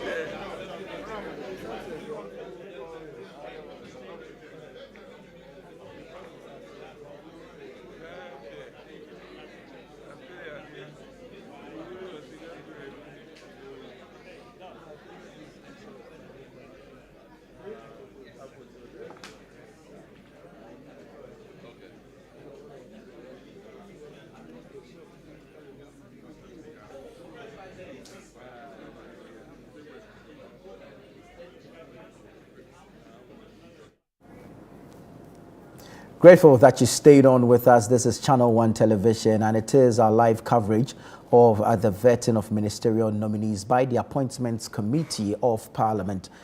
His Excellency President John Dramani Mahama has made some nominations to ministerial positions to help, in his government. And of course, the same names have been subjected or directed to the Appointments Committee for vetting by the Speaker of Parliament. The committee has been sitting over the period. Yesterday, we saw the House debate and adopt the report of the committee on two separate occasions regarding two batches of 3 ministers each. And so yesterday, the House did approve of the nomination of 3 minister nominees as presented by the president. The House was scheduled to vet 3 nominees yesterday, but unfortunately, due to the debate and adoption of the report of the House, only 1 nominee, that's Ahmed Ibrahim for local government, chieftaincy and religious affairs ministry, was able to go through the vetting. The committee sat later in the evening, but rendered an apology to the public for its inability to sit at night. And so the vetting of the 2 subsequent ones was rescheduled till today. One has just gone through in the person of Agnes Naa Momo Lartey, who is heading to the Ministry of Gender, Children and Social Protection. Sami Rafi is here with me. I'll pick his thoughts briefly on this, even as we prepare to go back to the Appointments Committee. Sami, brief thoughts on the vetting of Naa Momo Lartey. She looks like she knows what she's up to, because she served on the Gender Committee before in Parliament. And so the issues that comes to the ministry and the committee, she's very much aware of it. There were 2 issues I was looking out for to get her response: the school feeding program and then the LEAP program. And it looks like she was able to articulate how she's going to deal with it, especially the school feeding program, which has become a very challenging thing when it comes to the Ministry of Gender and Social Protection, because ministers over the years have had to deal with those or that particular challenge. And so mapping up a strategy to deal with it, I was excited by it. And also issues of the arrears for the caterers is also been a dominant discussion within the media space, where these caterers will always protest, go and sleep at the ministry, be on strike and say they'll not cook for their children and the likes like that. I'm hoping and praying that she'll also map a strategy to deal with the payments and the arrears going forward, as far as the school feeding is also concerned. And the quality of food. We've seen videos and pictures of the kind of food, the school children eat. Because even the allocation per child. Per child. The last time, I think, was 1 cedi 80 pesos or so. And what can 1 cedi 80 pesos, buy here in Ghana now? Even what they call the poor man food, the coffee book man, is no more coffee book man's food. No. It's now food for the rich. So if you are just allocating 1 cedi 80 pesos per child, is woefully inadequate, and that's the level of food or the quality of food we see, being served in these schools. And also, the NDC promised to include private schools to the school feeding program. Is also going to be a challenge for her, and how she's going to deal with it, because already the government is unable to address the challenges. Right. Now you wish to include the private schools, make it all inclusive. The funding will be a challenge because already there are issues with funding. And so where is the funding going to come from? And as she mentioned there, they're going to collaborate with the Ministry of Finance to raise the necessary funds to ensure that, the private schools are also included in the feeding of the children. The LEAP program, they've been called for a possible adjustment, of the funds allocated to the various An upward households. review. An upward review. I think the last administration before they left, when this lady was the minister, the one who lost the Sarah MPG, Joasafo. no, the Okankwe South lady, the name just escaped me. When she was the Newman, Dakwa Newman was the minister. Right. I think I think she held the fort still. Yes, the party yes, left. yes. There was an increase, some increase in the allocation for the LEAP program. I'm just hoping that there will be another increase because a lot of people are criticized that this particular money is woefully inadequate. But then my counter argument is that the amount is woefully inadequate depending on where you find yourself. Depending on your geographical location, you know whether this amount is okay or is not okay. Especially in the deprived communities where poverty is real. When you give somebody 30 cities, 50 cities, that's a lot of money in that particular area. But here in Accra, when you give somebody 50 cities, that's just lunch money. But in the typical poverty-driven areas, that's a lot of money. And I always tell my colleagues in the newsroom of a story, a personal story, of mine. I think somewhere in 2016 during a campaign, I was part of the campaign of Daniel Kufado. We are going to a village in the then Bonahafu region called Anoma. So a young lady approached me, for help, and then I just gave her 20 cities. And then within 20 minutes, I saw her and a few family members coming towards There was an my entire direction. entourage So I was like, coming to say thank you. What's in it? Yeah. And then they came to say thank you for the 20 cities. So when they left, I asked one of the party guys that 20 cities, like, hey, Sammy, 20 cities here, that's a lot of money. It's the value of the money in the whatever location it is given to. Yes, Right. so those who always make the argument that there should be an increase, I ask myself that it's money in certain areas, but here in Accra or in the urban areas, the allocation is woefully inadequate. Very well, very well. We're going back to the Appointments Committee. The Honorable Elizabeth Ofosu-Adjare has taken her seat. She has been nominated for the Ministry of Trade, Agribusiness and Industry, as we have seen in the realignment done by John Dramani Mahama, His Excellency. For Naa Momo, I was hoping to hear what she would say about fostering relationships with international partners and donor agencies, because the Gender Ministry is one of the ministries that benefits heavily from donor support.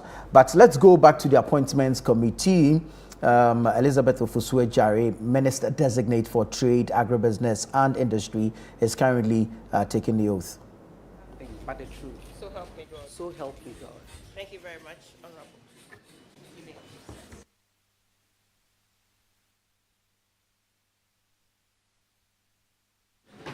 Thank you very much, Honorable Elizabeth Ofosu-Adjare. You are welcome. Thank you, Honorable Chair. Can you tell the committee briefly about yourself? Thank you very much. I am Elizabeth Ofosu-Adjare, born Elizabeth Adjare Mensah some 50 years ago to lawyer and Mrs. Adjare Mensah. I started my primary education at Ridge Experimental Primary School, where I sat for the common entrance, and by age 11, I was on my way to St. Monica Secondary School, where I obtained my O and A-level certificates. From there, I proceeded to University of Science and Technology, now Kwame Nkrumah University of Science and Technology, and obtained a BA Hons in Social Sciences. Still following my dream of becoming a lawyer, I enrolled at the University of Ghana, where I read law and graduated with an LLB in 2002. I continued to the Ghana School of Law, where I got my BL and I was called to the bar in 2004, some 20 years ago. I have since obtained an MA in International Relations and an LLM in alternative dispute resolution.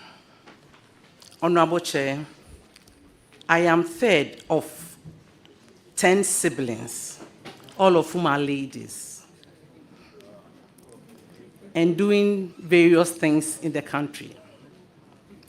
I am married to Dr. Lawrence Ofosu-Adjare, and we have Lawrence and Lauren. In 2020, I was privileged to represent the people of Techuma North, and they renewed my mandate in 2024. In the world of work, I started my practice at Holy Trinity Chambers in Kumasi, a law firm founded by the astute Sir Justice Dennis Ajay. I rose to become a partner of the firm. I have worked for Legal Aid. I've served on a lot of boards. And in 2013, I was appointed Ghana's Minister for Tourism, Culture, and Creative Arts. In 2017, when we left power, I set up Elizabeth Law Center. And now, I've been nominated for the position of Minister for Trade, Agribusiness, and Industry, and I'm before you. Thank you very much. Thank you very, very much. We'll proceed with questions from the committee, starting with Honorable Stephen Amwa.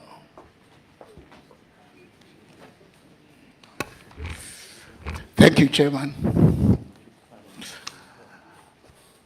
Congratulations, Honorable. I'm sure for the President to nominate you, he's been able to assess your capability. And the element of meritocracy was key for you to be here. So I'm sure issues that we are going to raise here, we are going to demonstrate to the world and Ghanaians that the President did not make any mistake. My first question, I want to find out your position on 1D1F. Do you believe in that concept? How it has helped Ghana? Are you going to continue or you are going to discontinue? Thank you, Mr. Chairman. That's my first question. Should I proceed or? You know the question is 3 in 1. When you ask a question, you allow the nominee to answer. Then you ask another question. Yeah, thank you, Chairman. That was what I wanted to clarify. Thank you, Honorable Chair, for the question. 1D1F is a program for Ghanaians by the government of Ghana. It has its pluses and minuses. For the pluses, the 1D1F set up factories where individuals could add value to our raw materials. And these agro-producing factories started, but because of some challenges, they've not been able to do what was expected of them. One key challenge I have been briefed from the Ministry of Trade is the fact that these factories lack raw materials. And we know that one big challenge in the agro-processing industry is lack of raw materials. So these companies have not proceeded the way the government intentioned it to be. Again, even though government supported them with some inputs, they lack capital. And because of lack of access to capital, they've not been able to do their work as expected of them. And if you look at the other 1D1F companies that signed on to the program, their major challenge is the fact that you recall, Honorable Chair, that government capped their interest rate at 20%, and government promised to pay 10% for them, which was a very good program. But somewhere along the line, the interest rate shot to 35%. So now the problem the companies have is who pays the difference of 15%, because they have already sold their products calculated at an interest of 10%. And one thing government has also not been able to do is to pay the extra 10% that it promised these manufacturers. They also have the issue of raw materials, and we know that issue of raw material availability did not start today. It's been there for long, and it has worried our industry. That is why our industries have not grown to the levels we want. So these are the challenges of the 1D, 1F, but there is always a solution to problems. It is good that it has started. Now that we know the challenges, how are we going to solve it going forward? I see the solution in the 24-hour economy. Because, Honorable Chair, in the 24-hour economy, businesses are going to receive incentives. In the 24-hour economy, agribusiness is going to play a key role. And in the agribusiness role, we are going to do commercial contract farming. The commercial contract farming is going to solve the raw materials problem to a very large extent. In so doing, these factories that have signed on the 1D, 1F, I'm sure will sign on the 24-hour economy and get a benefit of the raw material availability. They'll get the benefit of the tax holidays. They'll get the benefit of the stimulus packages they will get. And I think that it is Ghana. These industries are not political. They are looking for what the country can do for them. What the NPP did for them, they have taken it. What the NDC will make them even better. So I think that the implementation of the 24-hour economy will solve most of these problems that the 1D, 1F programs suffered. And at the end of the day, Ghana will be better for it. Thank you. Chairman, I have a follow-up question with respect to what our honorable member has just presented. Chairman, honorable member nominee has stated a couple of challenges. One, some 10%, if I heard her right, and other 15% that have been a challenge or have been challenges to 1D, 1F actors. And then she's saying that it will take the 24-hour economy to address those challenges. Honorable Stephen Amwa. So the question following up Very is well, that... Very well. Ask your question. Is that twofold. What will be the percentage of 24-hour economy to our GDP under your government? And how much have you earmarked to deal with the 15 and the 10% in terms of nominal values? Thank you very much, Chairman. Very well. I will allow the nominee to answer the question, but I will treat it as a substantive question. Thank you very much. Proceed to answer. Thank you very much, Honorable Chair.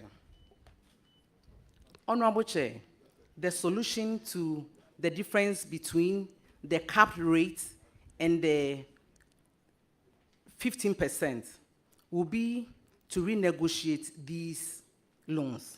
Because as a lawyer, I've had the opportunity to renegotiate loans. Even though they agree on a certain percentage, the law can go bad for certain reasons and it will be renegotiated. So I think we need to renegotiate those loans. Again, I have instructions to work closely with the Minister for Finance to see what package will be available for these industry players so that they will be able to contribute positively to our GDP. I may not be able to give you the exact percentage of our GDP that the contribution will be, but I hope that it will be substantial. Thank you. Thank you, Chairman. Has got something to do with trade balance. 2016, Ghana's trade balance was negative 2.3. As of the end of last year, which is the record we have, it has moved to 4.6%. We know our challenges are profoundly stemming from the fact that we have issues with import and export. And these are core areas when it comes to trade ecosystem.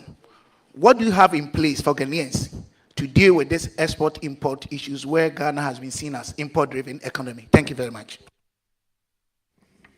Thank you very much, Honorable Chair, for the beautiful question. In order to improve our trade balance, we have to work on the production of raw materials in this country. I have indicated that under the agribusiness, we are going to do contract commercial farming, and it's going to make available raw materials in Ghana.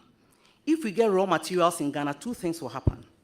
Firstly, our importation of the raw materials will reduce, and we know what happens to our trade balance when we are importing more. Importing less. And so, when we have raw materials in Ghana and we import less, it will be good for us. Two, the raw materials coming into this country are what give us the problem with our foreign exchange. So that one also be catered for. Once we have in the country, the essence is value addition. So when we add value to our raw materials, it will also decrease the number of the finished product that we import. So the import will reduce in two folds. The import of raw materials will decrease. The import of the finished product will also decrease because we'll be having them in country. With the 24-hour economy again, more production will happen and our exports will improve. If we are exporting more, it shows that we are getting more foreign exchange. Again, we have, these are in respect of non-traditional exports. We also be looking at adding value to our traditional exports like cocoa and gold, because since time immemorial, we've been exporting our raw beans. With agri-processing, we can process our gold in two folds, semi-processed and then final process.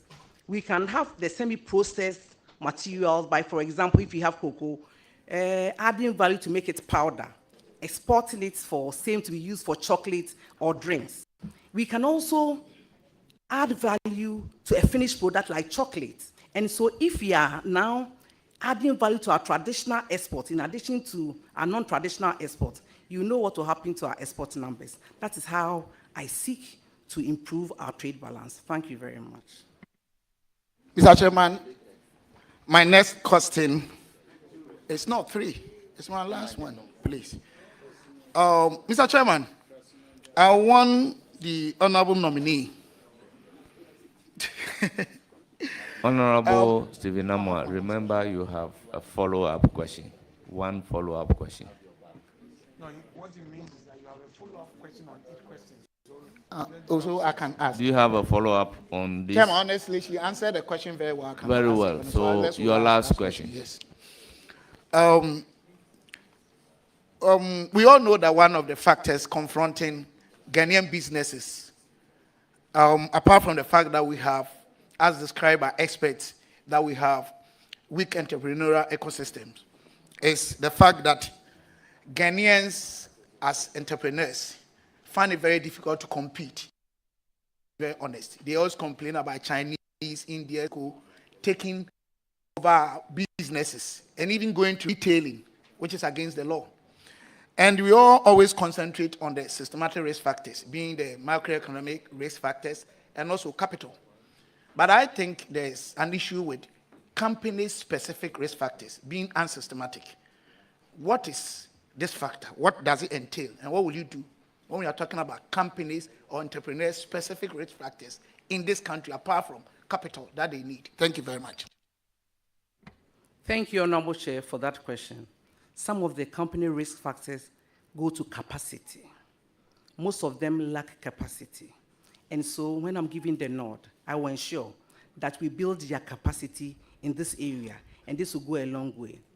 Even though you have mentioned access to finance, we know that this is very key. And so I'll be dealing with the Minister for Finance to see how we are able to make available finance for these companies to do their businesses and for the business environment to thrive. Because, you know, as a government, if you do all these things, it looks like you are helping the entrepreneurs. But at the end of the day, you are creating jobs and you are stabilizing your city and you're having a strong economy. So I think that this should be dealt with. Thank you very much. Thank you, Chairman, Honorable thank you. I think I'm Stephen Naa Momo. okay. At this point, I can only ballyhoo you. All the best. Congratulations. Thank you very much. I will give the floor to Honorable Befi. Thank you very much, our wife. Thank you very much. Hey, congratulations. Thank you. Thank you very much. The chairman, the concept of free zones has come to stay. I guess you know about it. And Ghana's practice of free zones has been extremely different from what happens in the whole worldwide. We are practicing the two-tier system of free zones, where we practice the enclave system and the single factory system. This has not been good for the country over the period because Ghana is losing a lot. How best can you work with the Free Zones Authority to streamline the free zone system so that we operate only cliff system, which happens everywhere in the world? Thank you very much. Free zones is the way to go if you are interested in our export promotion. And so I would do well to work closely with the Free Zones Authority to help them work at their laws. We use legal frameworks for these things to happen. And so if you have given the opportunity for single factory operation and the enclave is the way to go, our legal framework should be strict and good enough to take for these things. So I'll be working closely with the authority to ensure that we have the proper legal framework for this to thrive. Thank you. So on this note, it is clearly, I mean, as far as I'm concerned, that you know that the free zones concept and the law, Act 504/1985, has become very outmoded. I mean, it's not consistent with what happens in the whole worldwide free zones ecosystem. So how best will you also help in amending the laws of free zones and or trying to review the laws to make it very relevant to modern day free zones and special economic zone system? Thank you, Mr. Chairman. Thank you, Honorable Chair. I think my answer can be found in the previous answer I gave. Law is dynamic. Things change, times change. And so you need to change your law to reflect the current conditions of a country. And it's trite learning that this law is outmoded. So I'll work closely with the Free Zones Authority and Parliament to ensure that we promulgate a law or we amend this law to suit the needs of our time. Thank you. Any further questions? Yes, sir. Thank you, Mr. Chairman. Madam Elizabeth Ofosu-Adjare, you are in the House. Honorable Honorable Ofosu-Adjare. Mrs. Ofosu-Adjare, Mrs. Very important, our wife.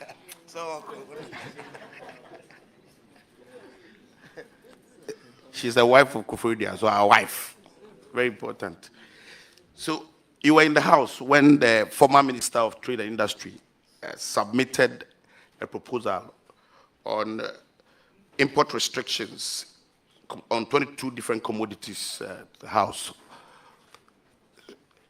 The essence was to try as much as possible to help to streamline the systems. I mean, what we operate in Ghana, so that we're able to restrict unnecessary importations of certain things that can easily be manufactured in Ghana. What is your opinion on limiting the importation of certain commodities to reduce the outflow of foreign exchange? Thank you, Honorable Chair. I know this has come about as a result of stakeholder consultation, as a result of evidence of practice. If I get the opportunity and I go to the Ministry of Trade, Agribusiness, Industry, I'll also have the benefit of reasons why these commodities have been listed. I should be able to give an informed opinion after I've looked at the situation as it is. Thank you very much. Thank you very much. I'll proceed to give the floor to Honorable Atta Mills. Mr. Chair, please, it's left my last question. So, please, this is the third question. No, this is the if you have it was a follow-up, so if you have a follow-up, the first question was a substantive question. Yes. The second question was on the law. Yeah. And then the third question that you have asked is the proposal. No, second question on the free zones was a follow-up. Go ahead and ask. So this is the last question, sir. Thanks so very much. Honorable Mrs. Ofosu-Adjare, our wife. Yes, very, very proud. The concept of the African Continental Free Trade Area has come to stay. It's like social media. Nobody can do anything about it. The interesting thing is that out of the 55 countries in Africa, 54 countries have accepted the agreement. And we believe that there's a need for us to push the agenda of intra-African trade. What strategies will you use to improve intra-African trade, taking into consideration the favorable conditions created by the African Continental Free Trade Area? Thank you very much, Mr. Chairman. Thank you very much, Honorable Chair, for the question of AFTA. Fortunately, the headquarters of AFTA is in Ghana. So it is right that we must take opportunity and then do business. We need a lot of integration to do. Economic integration, trade integration, security integration, and in certain cases, we have to synchronize our laws to make the trading more interesting. And you know that if I want to pick each one and answer, it will take forever. But the fact of mentioning this will show you that I know exactly what it is. Thank you. Mr. Chairman, on this note, I want to formally, on behalf of Koforidua, congratulate you in advance. Thank you very much. Thank you. It's now the turn of Honorable Samuel Atamis. Thank you very much, Mr. Chairman. Madam Nominee, I know you do an awesome job. I have worked under you and the Ministry of Tourism, and I know you do very, very well. As the Member of Parliament for Komenda, Edina Egwafo Abrim, I want to ask you about Komenda Sugar Factory. The last government tried to make it into a white elephant. What has been your brief on Komenda Sugar Factory? Way forward. Thank you very much. I've had a Answer the question, but take away the white elephant aspect of it. Thank you, Honorable Chair. White elephant is duly taken away. I have walked quickly through the ministry by a briefing I received about Komenda Sugar Factory. I've been told that as we speak, it is not operational. And one of the major challenges the factory has suffered was the lack of raw material to feed that industry and some missing parts. I've also been told that monies were released to solve these problems. And the total health of the factory should be done after an evaluation. And so I will work to ensure that we know the actual health of the factory. But it's obvious that we need that factory to work for the benefit of Ghanaians because we are importing about $500,000 worth of sugar into this country. And so once I take office, I'll work together with the ministry to ensure that we assess the health of the factory and do whatever it takes to put the factory on stream by whatever means to ensure that Ghana benefits from that monumental project. Madam, how long do you foresee that it may take for us to operationalize this factory? I have paid a visit to the place. Everything is intact. And we are ready to see it operational. So what is the timeline that you would give people of Komenda Edina Egwafo Abrim? Thank you.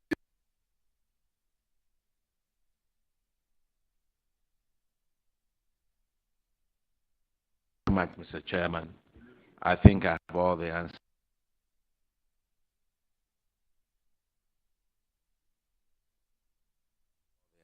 Thank you very much. Thank you. And Madam, you do an excellent job. Thank you very much. It's now the time for Honorable Alassane Omar.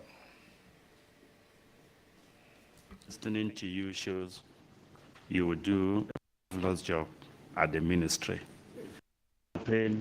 His Excellency John Dramani Mahama to reset the agenda.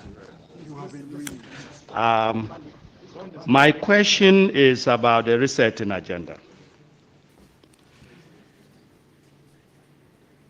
In this, according to the NDC manifesto, what is your take on the amendment of the 2020 Act 1014 in order to encourage and promote businesses at Kokumpe, Kumasi Magazine, Abosokai, and among others, which collapsed under the elsewhere Nana Akufo-Addo administration. Thank you. Act 2020, and which was amended. Yeah, Customs Amendment. Oh, no, I have it. It's stated here. Oh, it's not. Hello, order. Please, if you are going to refer to a law, refer to the law well. Please, answer the question. Thank you, Honorable Chair. I am excited that I know the law he's referring to. I think it's that portion that deals with the importation of scrapped cars. In the 120-day manifesto of the NDC, that law will be reviewed to improve the businesses of the areas you've mentioned, Kokompe, Magazine, and Abosokai. This will be done with climate change in mind. It will be done with the new automobile industry also in mind. And so a quick look at all these interests will guide us into what will go into the amendment. Thank you. Any further question? Chairman, I'm done. I wish her well. I will then give the floor to Honorable Ritana Odole. Thank you very much, Chairman. I want to congratulate my GAN students. I call her my GAN student, and she's a very fast learner. Congratulations on your nomination by His Excellency John Dramani Mahama, the President of the Republic of Ghana. Honorable nominee, I want to find out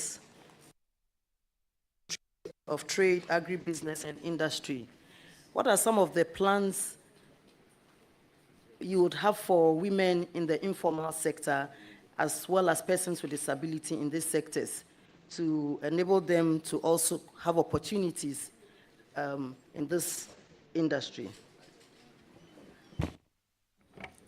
Thank you very much for this question, Honorable Chair. Fortunately, the Parliament of Ghana has passed the Affirmative Action Law. That's the Affirmative Action Act, Act 1121, 2024. The whole essence of the law, if I take you with the greatest respect to Section 1, with your kind permission, I read. The object of this act is to ensure the attainment of gender equity in the political, social, economic, educational, and cultural spheres of the society. With your kind permission, I move to 3. The government will promote policies and programs to redress the political, economic, and educational gender imbalance in the public and private sectors. It is the dream of Excellency John Dramani Mahama to implement the Affirmative Action Act. There is going to be a policy on women at the Ministry of Trade, Agribusiness, and Industry. The whole idea is to promote women to upskill what they do in the industry so that we can find a lot of women at the top of industry. It is tried learning that women have not gone that high.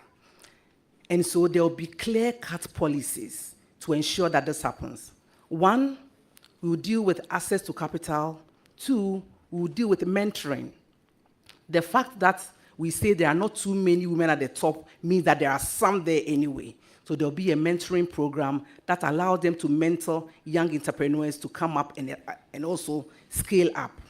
There will also be incentives for industry that have a lot of women or women-led industry. Fortunately, we have the Women Bank coming up. This is also going to cushion women.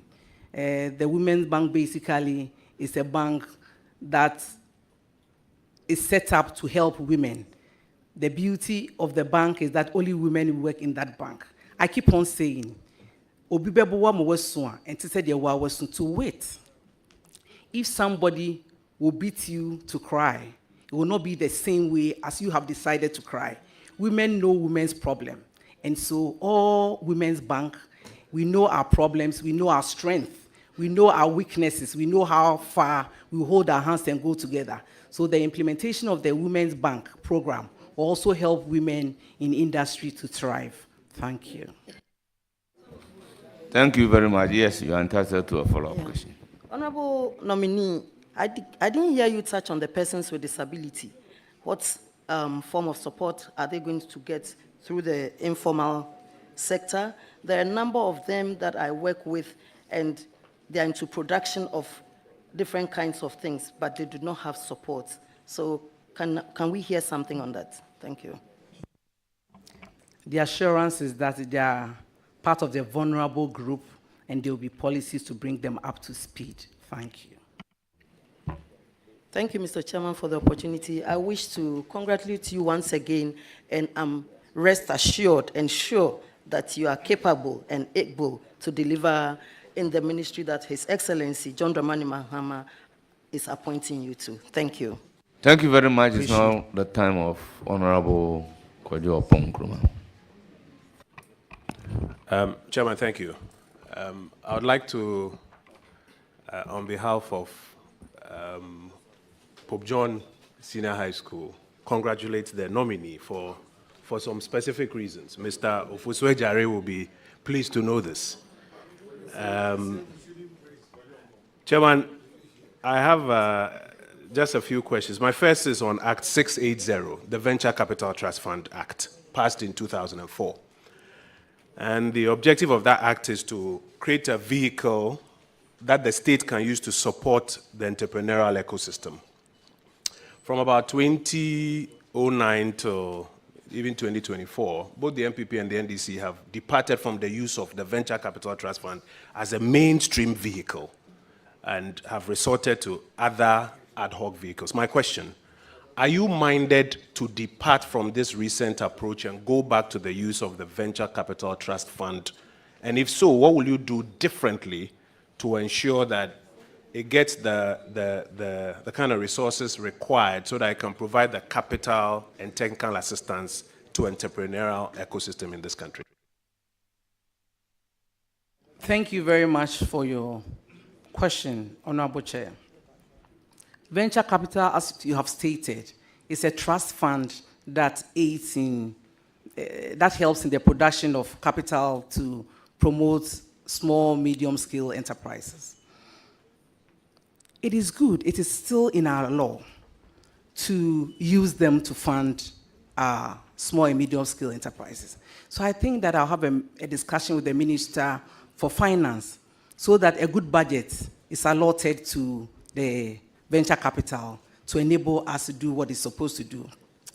All the same, other agencies have come up for the funding, and I don't think that we have to stop them for the venture capital to thrive. I'm sure some of them can coexist, and it will mean more funding for these projects.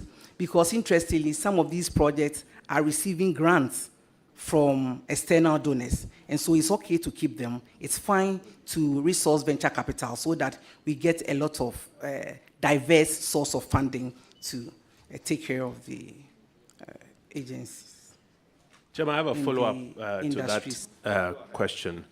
The operators in the private equity and the venture capital space argue that they have challenges with getting good pipelines because the average Ghanaian entrepreneur sometimes doesn't want to come into that space.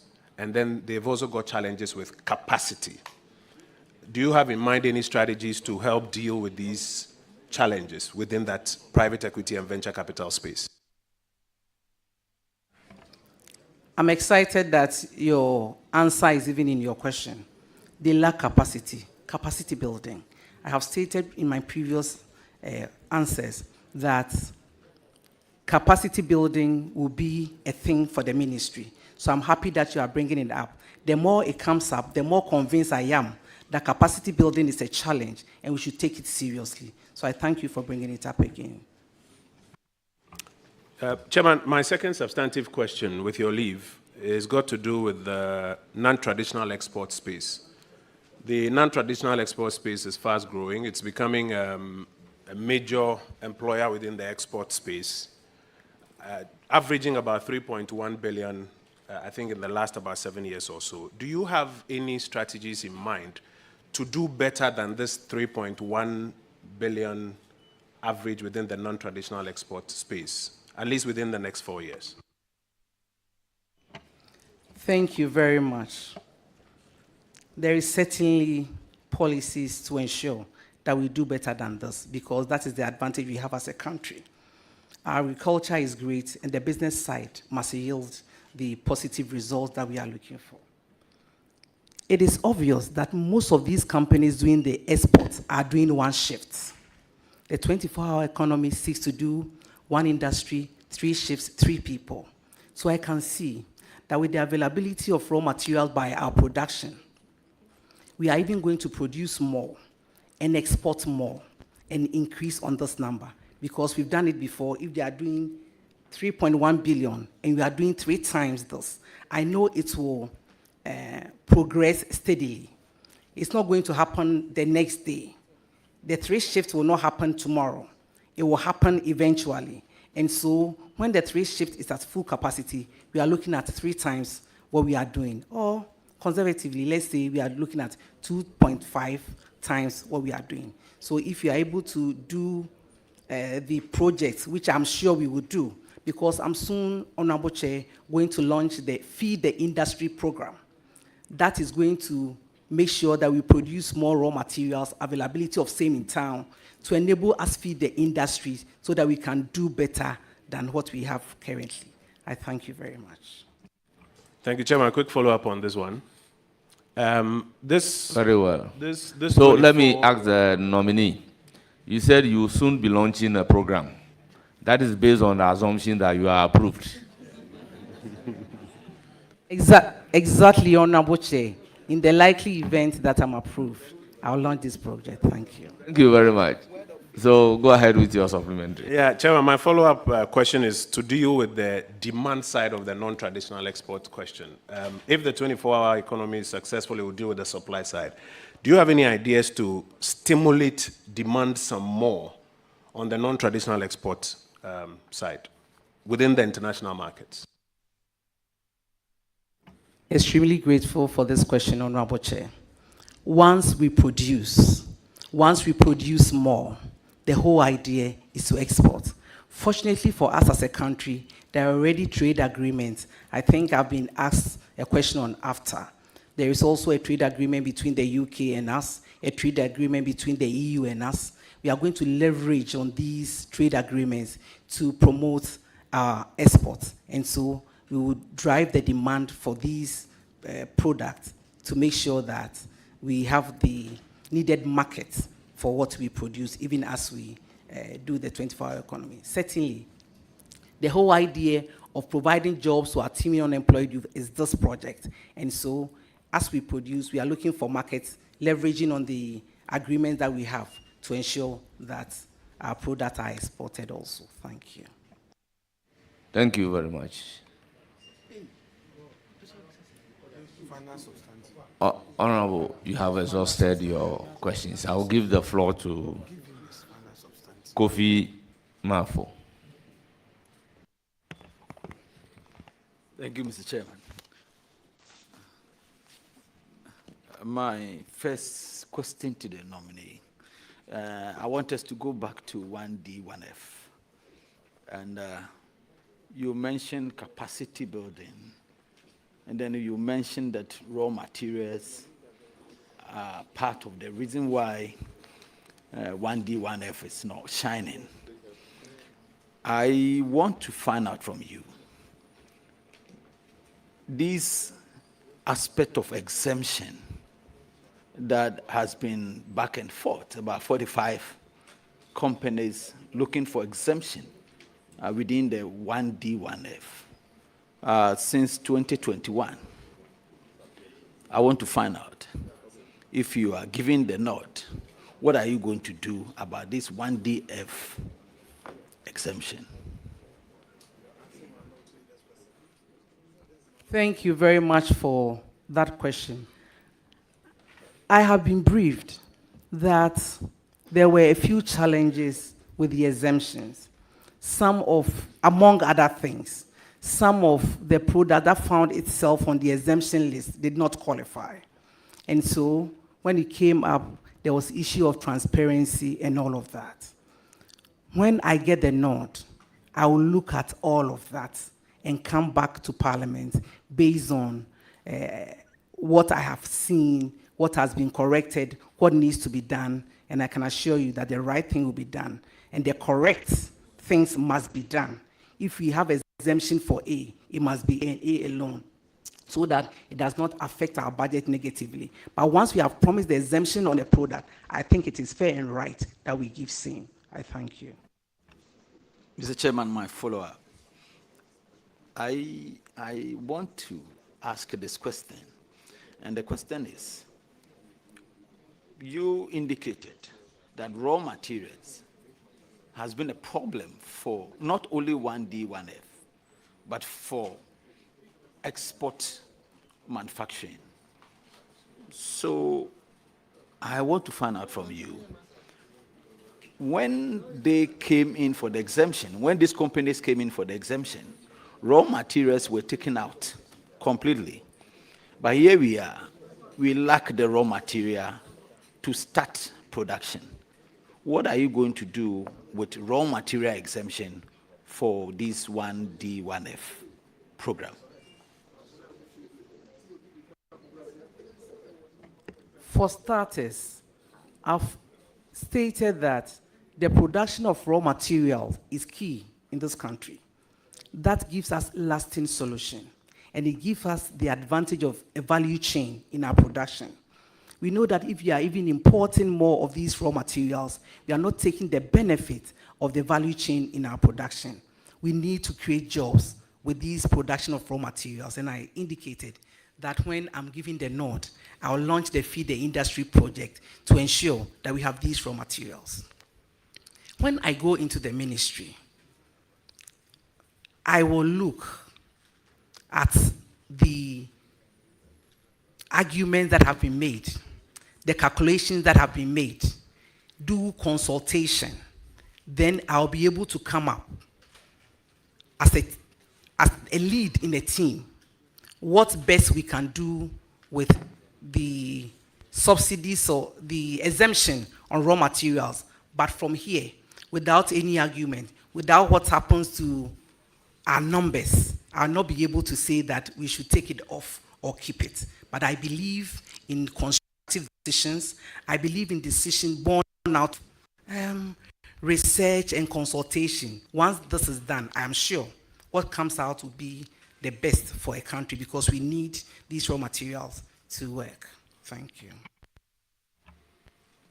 Honorable nominee, per your manifesto, NDC manifesto, you propose incentives to support the private sector. That is part of your manifesto.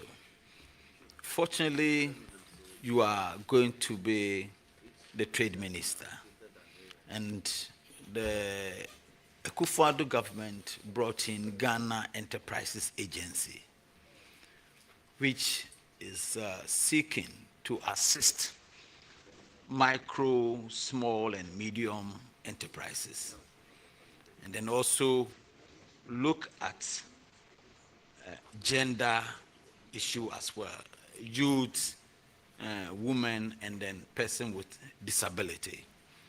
I want to find out from you, what are you going to do? Are you going to improve on the existing Ghana Enterprises Agency that has been able to sustain over thousands of people within the period that it was formed?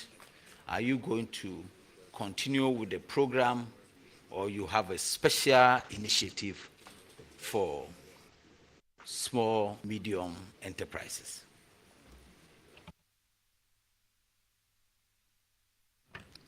Thank you very much.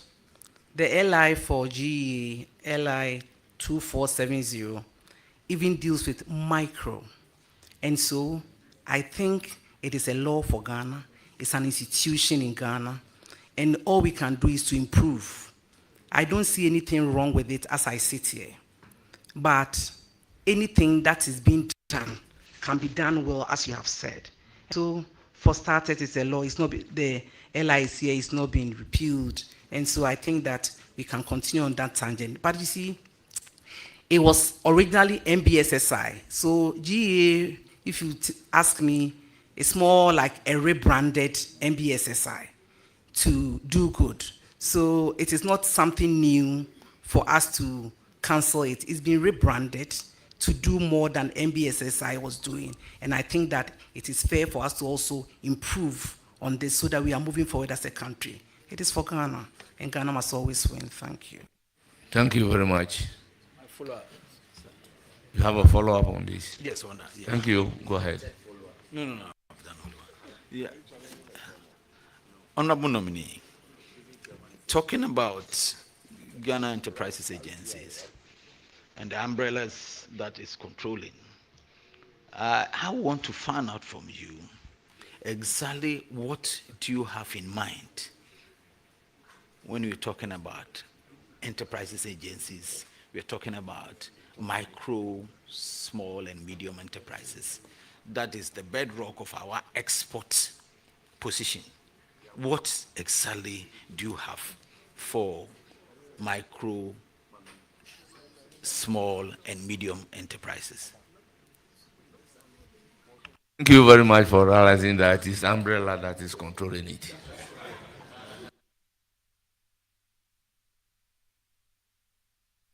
Please, your answer to the question. I'll try and answer your question as much as I understand. If you say, what do I have in mind by talking about micro, small, medium scale industries, it's already decided by law. The LI 2470 states what enterprise is micro, what is small, what is medium. It uses the number of staff you have and the capital you have. So if you're talking about micro, you are dealing with about 1 to 3 staff, an amount of 150,000 to I think 3 million. Then small scale is from 3 to I think 30. The law is here. We will do well to resource persons who fall under various categories. And at the end of the day, women again. Because of the affirmative action, we must be conscious of training more women. We must be conscious of giving access to more women in the space of the economy. And so we'll continue to do their mandate and even do it better. Still thinking about the vulnerable, like the disability, people with disability, to work well with them. Thank you. Thank you very much. Please, you are not entitled to. You said this is your supplementary, last supplementary question. So please, I'll give the floor to Honorable Muhammad Shaibu.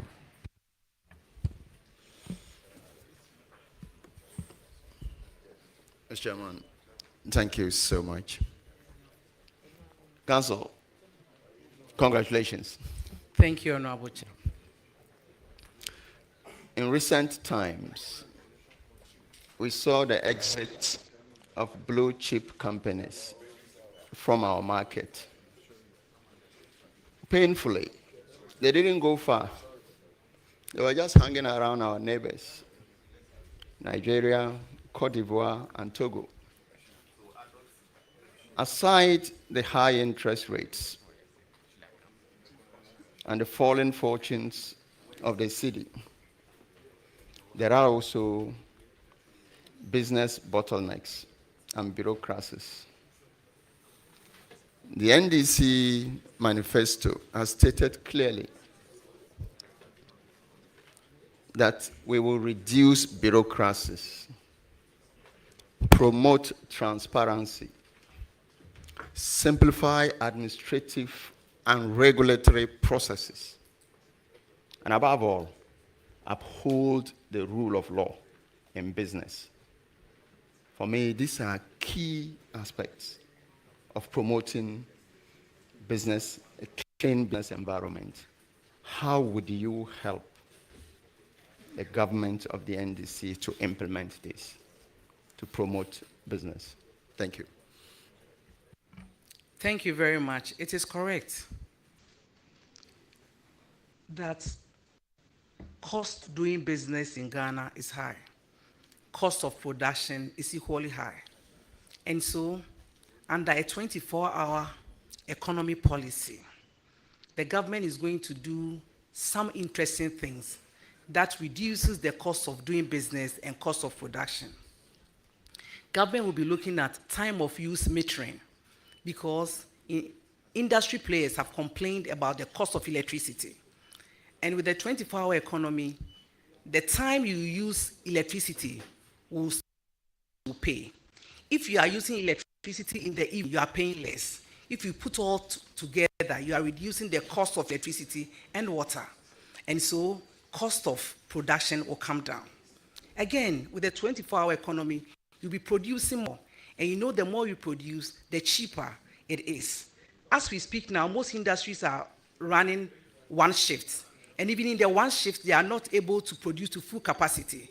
With the availability of Honourable members, order. Let's listen to the nominee in silence. With the availability of raw materials, we'll be able to feed our industries. You know, these companies live because they have to import raw materials. And so if we put all these things together, in addition to the fact that as for the rule of law, you know, it's synonymous to Excellency John Dramani Mahama. Perfect. And in this case, I'm stating his attributes. It is not in comparison with anybody. 100 people can be good. He's good, and he's synonymous to the rule of law. So you see, anytime he's in power, you can go to bed with the issues of rule of law. Transparency is going to happen. At the Ministry of Trade, there will be a desk for facilitation so that people who want to do business will get their trade issues facilitated easily. I think all these put together, trade will boom. I thank you. Thank you very much. Any further question? Yes, just one more. Honorable Chairman, and thanks for indulging me, Chairman. Council, I just want to pick up on where my good friend from Commander ended. And growing up, you would hear Operation Feed Yourself. You hear eat what you grow and grow what you eat. In recent times, we've had our import bill of sugar and other food items rising so high. Again, the NDC manifesto clearly stipulates an agenda of made in Ghana. And for me, this is one surest way of curtailing some imports to the system. How would you help promote the made in Ghana agenda? Thank you. Thank you very much. If we eat what we grow, our imports will come down. And so if a lot of people were eating yam like I do, the importation of rice will come to a barest minimum. If they enjoy plantain fufu like I do, then the importation of other products will come down. And so we are going to encourage ourselves to eat what we grow. You've also spoken about the promotion of made in Ghana goods. I'm excited to tell you that when I was Ghana's Minister for Tourism, Culture and Creative Arts, I did this big time. I promoted made in Ghana goods in Ghana and out of Ghana. Anytime we did our fairs, I invited some industry players to come with me to showcase what we have as a country. I'll even do it better and on a larger scale when I'm giving the nod to become Ghana's Minister for Trade, Agribusiness, and Industry. But I'll also encourage Ghanaians to wear what we produce, to patronize made in Ghana goods. If that happens, again, our importation of some of these foreign things will be minimal. I thank you. Thank you very much. Mr. Chairman, I wish the nominee success. Thank you. Very well. Honorable Deputy Whip. Congratulations, Leonard. Thank you, colleague. I think your composure has been very great so far. I just want to ask, there is a spare parts dealer in my constituency. It's popularly known as Anson 1. He has Anson 1. He has few complaints, one of which is high port charges, high cost of spare parts, and he also talks about shipping cost. And that actually culminates into people unable to purchase spare parts and leading to accidents because they are unable to replace some of the spare parts. How do you intend to address this problem? Thank you very much, Honorable Chair. Honorable Chair, on your behalf to Anson 1 and people in his trade, I will ask, as an intermediary between the private sector in trade and the Ministry of Finance, Ministry of Transport, to work all these things out, because no ministry is a stand-alone ministry. In this respect, the Ministry of Finance is key, and the Ministry of Transport is also key. So working together, we hope to come up with things that mitigate their costs and make business interesting for them. I thank you. Mr. Chair, just a follow-up. Mr. Chair, just a follow-up. So do you, in particular, have some arrangements in mind for spare parts dealers in Abosso, Kai, and what have you? It is part of our 120-day delivery, where we talk of scrap vehicles and how to work on the law vis-a-vis our climate change responsibilities and our new automobile industry. And then, fortunately, there are industries that are coming up that produce some of these spare parts in Ghana. We also encourage them, give them what it takes for them to also come up with some of these parts locally. Thank you. Your second question. Yes, Mr. Chair, thank you very much. So my second question is, given the significance of the African Continental Free Trade Area, how do you plan to maximize Ghana's position within the regional trade bloc to boost intra-Africa trade? And what specific actions will you take to support the Ghanaian businesses in taking advantage of the opportunities under the African Continental Free Trade Area, particularly in the context of improving trade relations with neighboring countries? Thank you very much.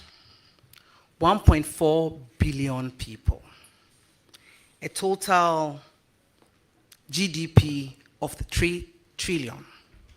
It is excellent that we leverage on AFTA.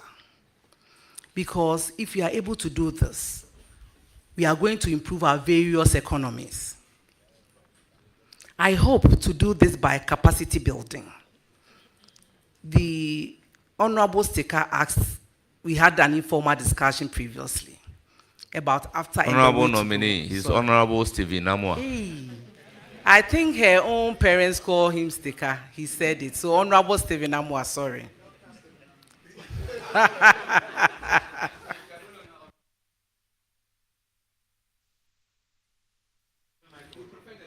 Dr. Stephen Amwa. popularly known as sticker. Very well. Yes, we had a discussion about after. Honorable Chair, some of the things that we need to do to take advantage of after is capacity building. Most of our companies don't even have capacity to do this. Two, is to synchronize some of our laws.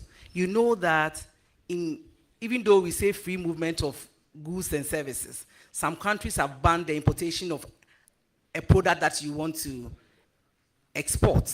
And so we need to work on our security, we need to work on our economies, we need to work on our laws to take advantage of this. And since the headquarters is in Ghana, I will take an interest in working with these countries on diplomatic lines to ensure that there is free movement of these goods and services indeed, so that we can take advantage. In respect of the 24-hour economy, our business is to take advantage of AFTA and other trade agreements so that we can export most of the things that we produce.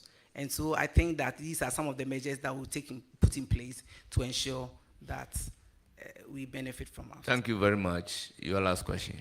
Thank you, Chair. So a friend tells me the 24-hour economy is abstract. And we are also considering issues of synergizing industrialization and the trade sector. And then looking at the one district, one factory initiative, how do you intend to bring some value addition to all of this? Thank you very much. There are low-hanging fruits with 24-hour economy. And I'll use my constituency as an example, Techiman North. We have a company called Obapak. It is into the business of adding value to onions, ginger, tomato, and what have you. We also have Tubodom. We have Arowa, where we produce a lot of tomato and pepper. These are rain-fed agriculture practices. Again, they are not into commercial contract farming. Can you imagine that under the 24-hour economy, when you give me the nod and I launch the Feed the Industry program, and we are able to resource farmers within this enclave to engage in commercial contract farming in tomato and pepper, Obapak will automatically do a 24-hour shift. One job, 3 people, 3 shifts. It will happen because there will be availability of onions, so much so that one shift cannot work on it. You need more shifts to do it. So you see how practical this is. And it will create a lot of jobs in that locality. Akomadan has a lot of tomatoes. If we engage them to enter into commercial contract farming, they will be able to feed Obapak. And then the 3 shifts will happen in earnest with availability of raw materials. So this is a practical policy, easy to execute, and we are going to do exactly that. Thank you very much. You have exhausted your 3 questions, but you want to follow up on the 3rd one in relation to 24-hour economy. Please do. Yes, Mr. Chair. Thank you very much for your goodness. Mr. Chair, just to find out in very plain terms, what does it mean to say we have a 24-hour economy? Thank you very much. I would say that relative to the Ministry of Trade, Agribusiness, and Industry. For our economy, when our industries are producing around the clock, and we've said that that will happen in 3 shifts. And so, if you have Obapak and other companies, manufacturing companies, working 3 shifts, they'll be working within the 24-hour economy. That is in terms of the ministry that I've been nominated to head. In other economies also, or in other areas like banking, like other government institutions, they can do more than a shift. The passports, the DVLA, they are all companies that can, or they are all agencies that can do the 24-hour economy by working more than one shift. And so basically, the 24-hour economy is when we are all working and we are working around the clock. That is jobs that can be done around the clock. It doesn't mean that if you are a tomato farmer, you should be working 24 hours in the bush in the night where there are no lights. But it will happen to where you can work 3 times. It will happen at where you can work 3 shifts. And so we say 1 job, 3 people, 3 shifts. Thank you. Thank you very much. It's now the turn of, yes. Okay. Just wish you well, and I pray everything goes well for you. Thank you. Thank you very much. It's now the turn of Honorable Patrick Yaobuama. Thank you very much, Chairman. And let me congratulate my sister on her appointment. But I have 3 very difficult questions for her. Let's see how she deals with them. That's how come I'm packing my stuff well, so I can have a very close look at her. Lizzie, we want to increase government revenue, and the best way to do that is to increase our exports, which will go a long way to have a stronger or better effect on our currency. You know, our CD has been performing not too well on the international market. The trade figures between Ghana and the EU, and even Ghana, America, and other trade partners, have not been doing so well. There was a 3% dip in our revenues between the EU and Ghana. It was reported by the outgone minister, Honorable K.T. Amon, when he addressed the Ghana-EU delegation in Ghana. Most of the issues they raised were on standardization, child labor issues, the use of chemicals, some unapproved chemicals in the cultivation of some of our crops, and what have you, I know. What are some of the things you are going to do to reverse these challenges, to ensure that we derive utmost revenues from our exports, and to protect our exporters from being banned on the EU and American markets? Thank you. Thank you very much for the question, Honorable Chair. Yes, it is right that we need to do the right things to have access to international markets. And so there will be conscious efforts with the Ministry of Agriculture to ensure that approved chemicals are used, because at the end of the day, it will be detected. And if you work so hard and your produce and products do not land at the international market, yourself a disservice. And so we work on the approved chemicals so that at the end of the day, we will qualify for the standards. Child labor issues must also be addressed through the Ministry of Gender, Children and Protection. And so I'll be working closely with the Minister for Gender and Social Protection and Children and Social Protection to ensure that the issue of child labor is addressed. As for standardization, we need to up our game as a country. Sometimes, lack of knowledge. And so if we do capacity building, we should be able to fall within the standards.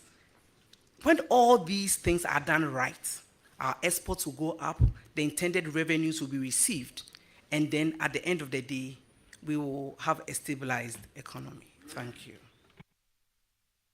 Thank you. Chairman, I don't have a follow-up question on that. I'll go straight to my second question on cross-border trade challenges.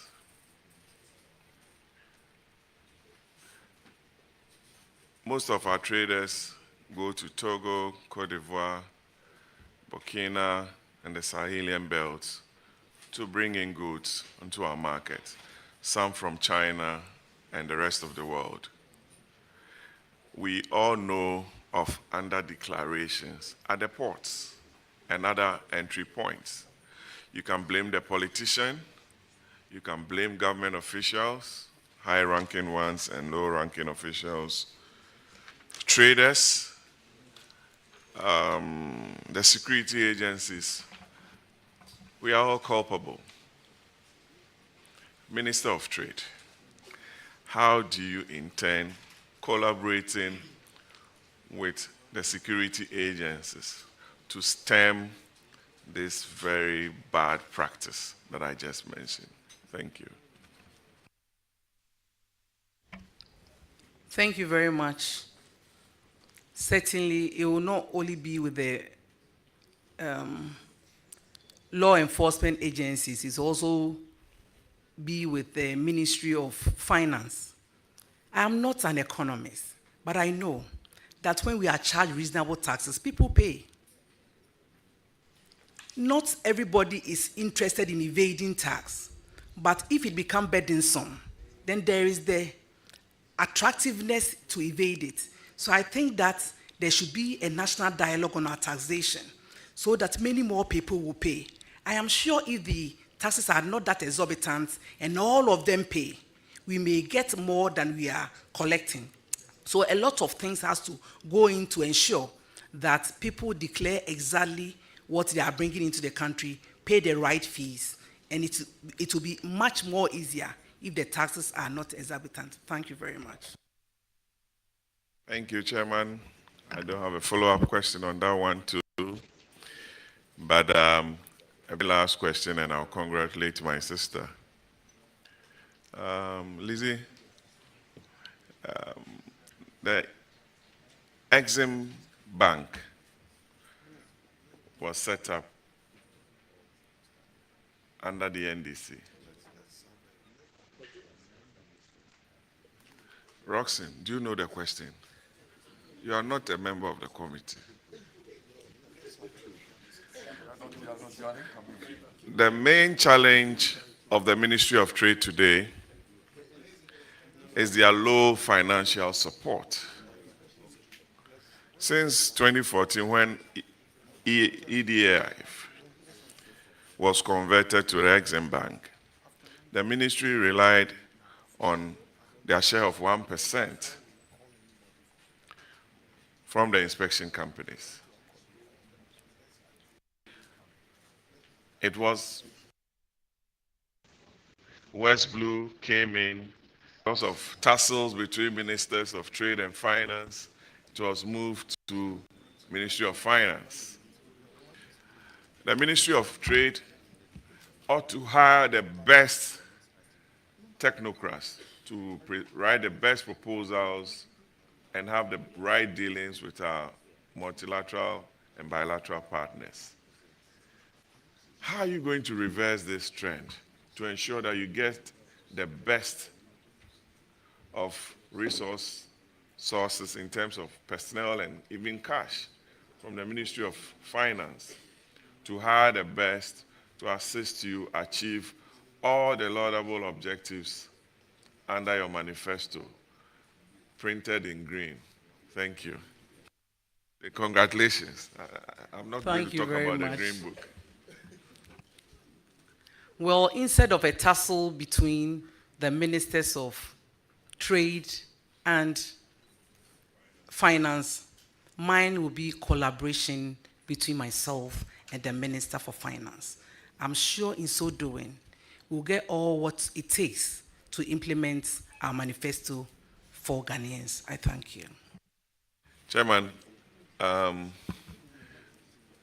we will see what we can do. And I wish you the very best. Thank you. Thank you very much. It's now the turn of Honorable Roxanne Nelson Eche Dapamopo.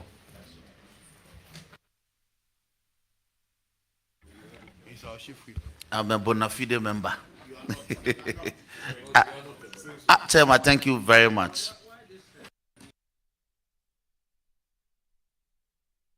Opposition attack. Hold on. Speaker, do you know the capacity in which you ask your questions? Please, Honorable Roxanne, proceed. Chairman, thank you very much. Auntie Lizzie, you are welcome and congratulations. Thank you.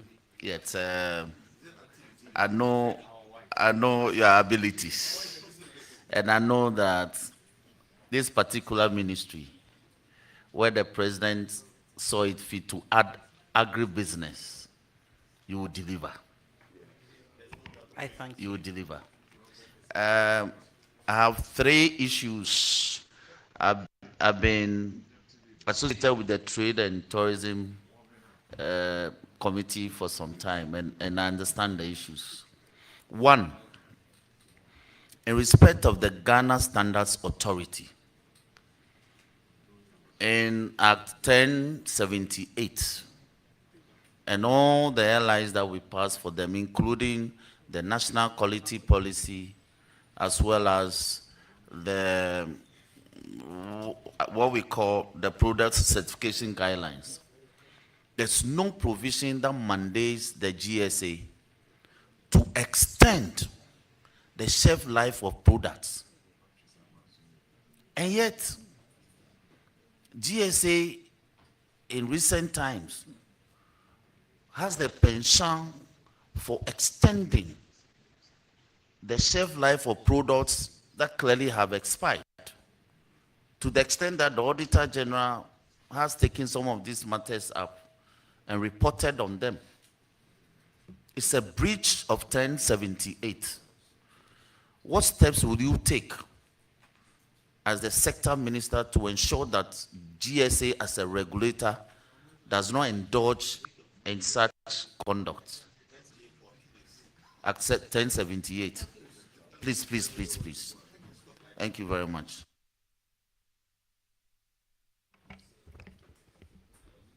Thank you very much. Ghana Standards Authority is there to... From 2003, when the then system that was in place, the GCNet system, in 2003, GCNet made 249 million. In 2004, it did 603 million. In 2011, it did 3.7 billion. In 2012, it did 4.7 billion. 2015, it did 9.7 billion. 2018, it did 16.3 billion. But since it got replaced, the performance of the ICOMS, the new system that has been installed, has downsized in terms of performance and revenue generation.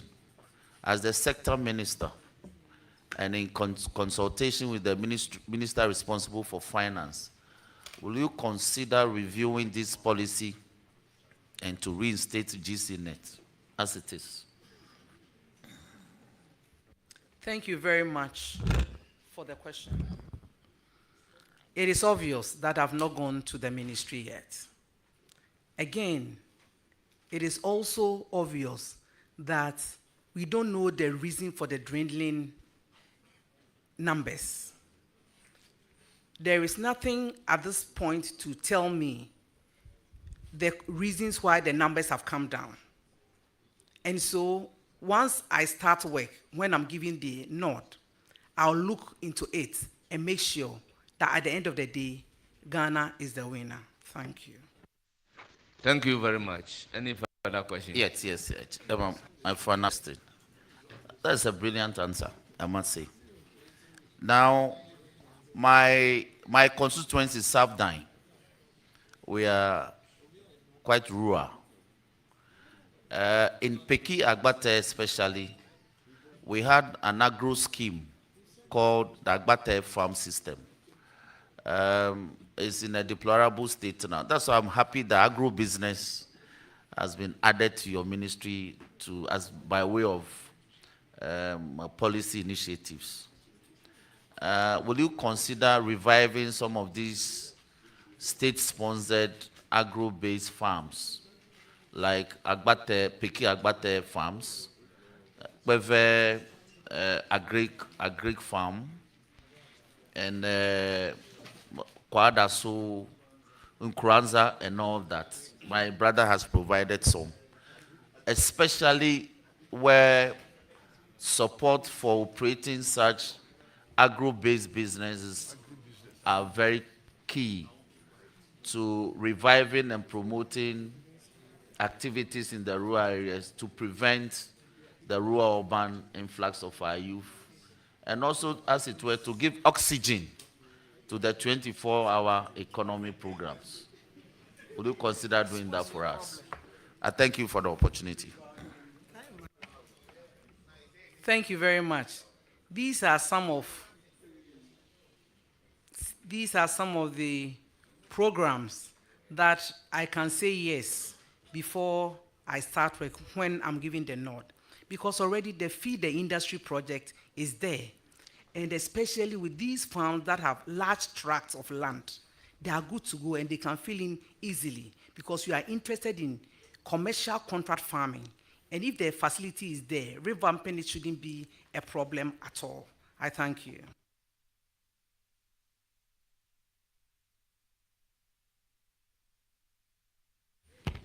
Chairman, thank you very much. That will be all for the nominee for me.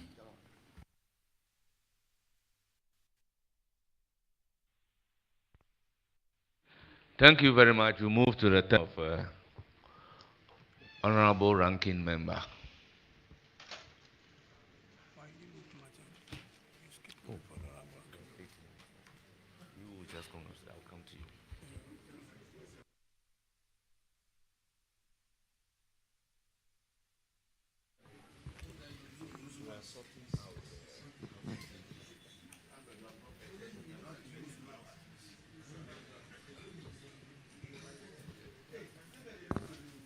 Chairman, I wish the nominee well.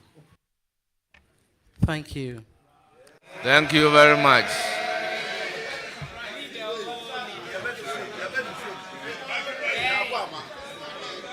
I now give the floor. Order. Order. I now give the floor to Honorable Ricket Hagan.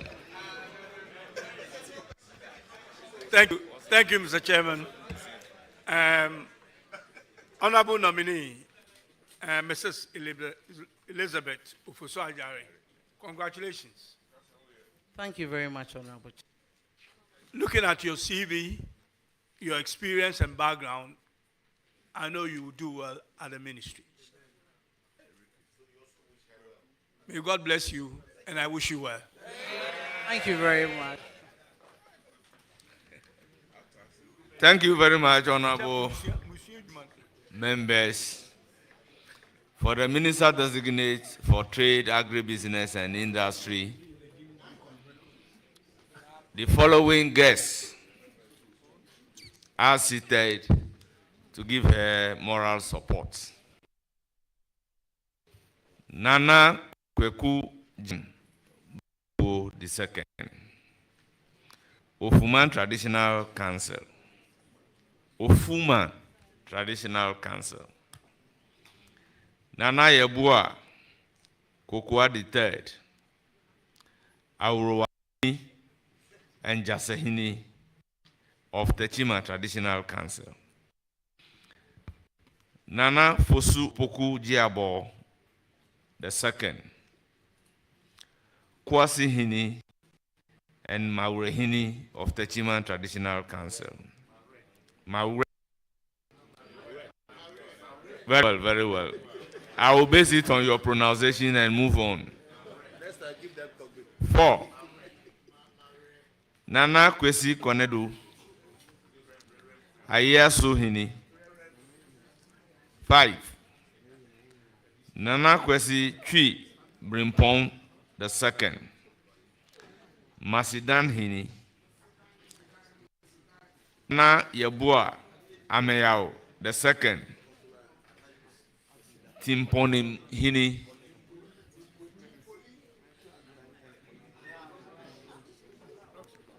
Nana Yabua Ameyao Kokoroko Hini. Nana Intim Abua Tuabore Tuabodom Manhini Tuobodom Manhini Adontihini Techiman Traditional Council. Dr. Lawrence Ofosu-Adjare, husband of the nominee. Most Reverend Father Pius Mpong, Our Lady of Calvary Grotto, Techiman. Justice Dennis Ajay, Justice of the Court of Appeal. Lawyer Kwame Ofosu-Adjare, President, Ashanti Regional Bar Association. Siblings of the nominee, Chairman Abubakar Sadiq, and Techiman North Constituency Executives.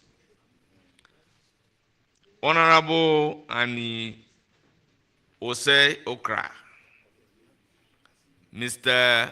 Agolozo, former NDC Chairman, the representative of Guta and representative of Association of Ghana Industries. You are welcome.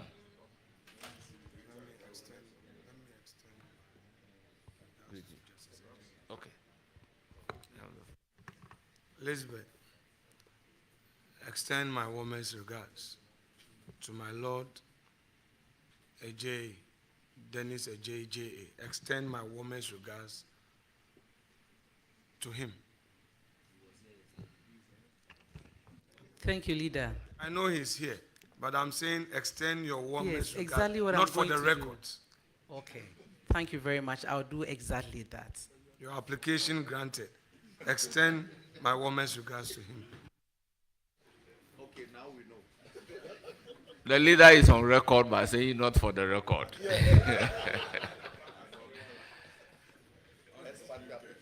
Our revered guests, you are most welcome. Nominee, we thank you very much for attending upon the committee and answering the questions in a very composed manner. Surely, we'll communicate from the committee's point of view to you. Thank you. You will surely hear from us. You are hereby discharged. I thank you for having me. I'm so grateful.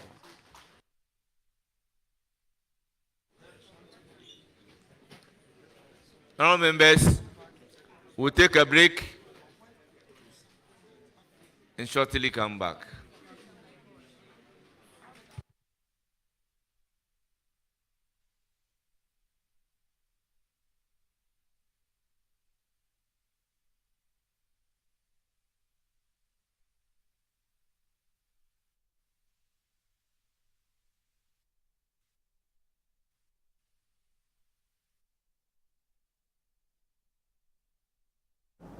Elizabeth Ofosu-Adjare heading to the Ministry of Trade, Agribusiness and Industry. Well, I am a bit surprised that the minority leader, Alexander Penyomake, had no question for the nominee, especially considering the fact that it's been realigned with agribusiness added to the Trade and Industry Ministry.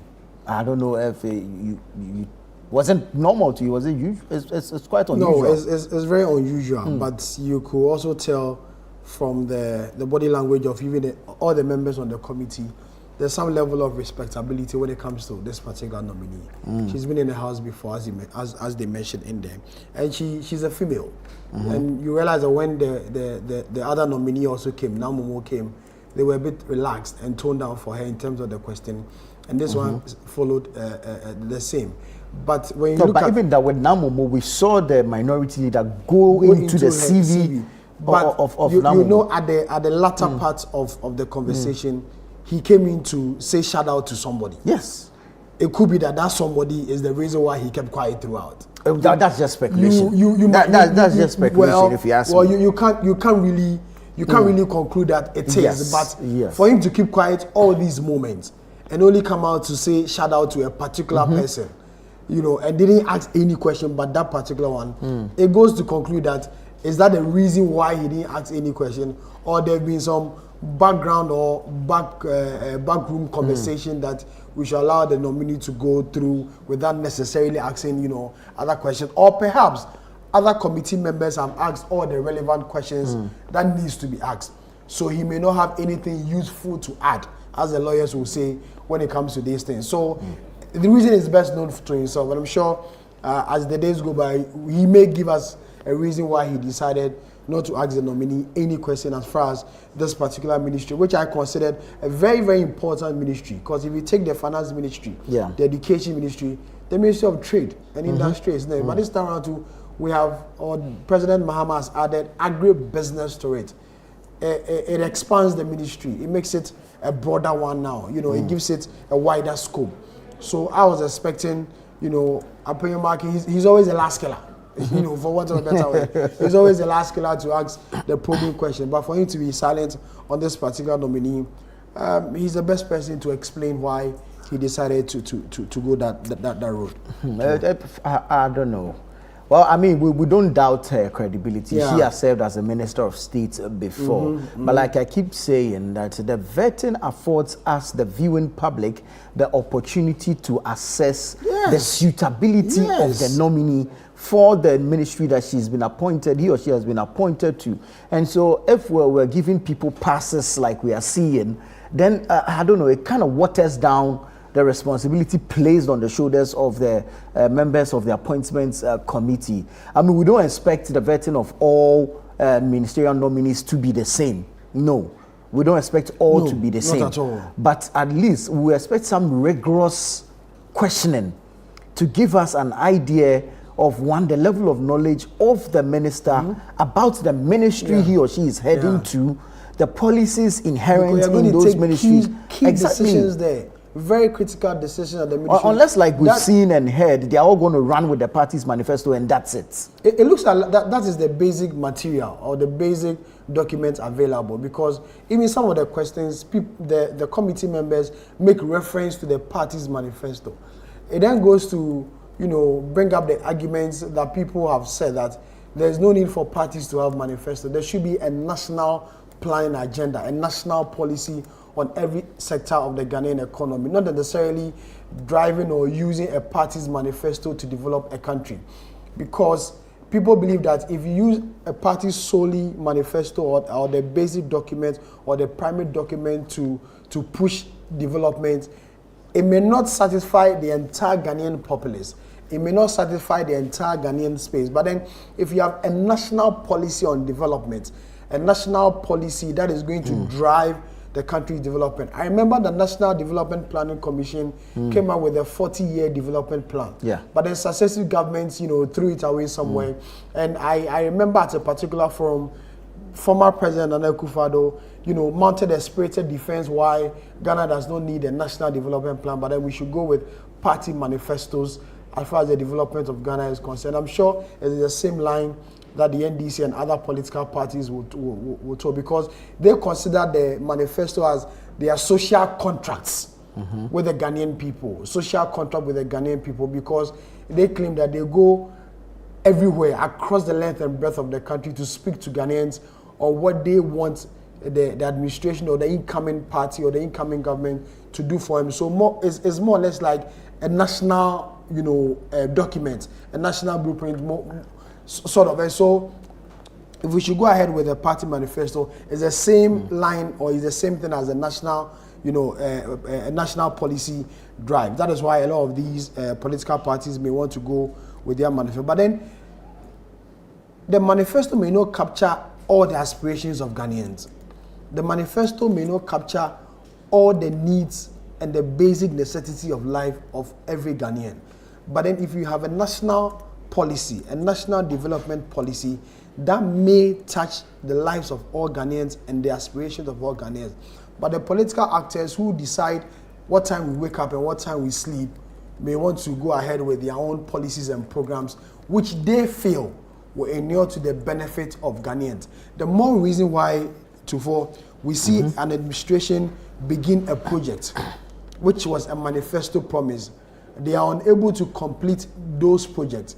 A new administration comes and they abandon those projects because it is not in line, it does not sync with what they also want to achieve. Why we need a national policy on development, so we do away with this partisan politics promises here and there. But then the politicians have their own way and they think otherwise. But all in all, I'm impressed, or I was impressed with the questions, pushed to her. Commander Sugar Factory came up again. Yeah. The Member of Parliament for the area wanted a timeline how to revamp the factory, how to bring the factory, because Commander Sugar Factory has been in the news for God knows how long. For God knows how long. Alan Shamantin tried to revive it. It didn't work. Katie Hammond also came to do something about it. It didn't work. Now this new minister is also making a promise to see how we revive the Commander Sugar Factory.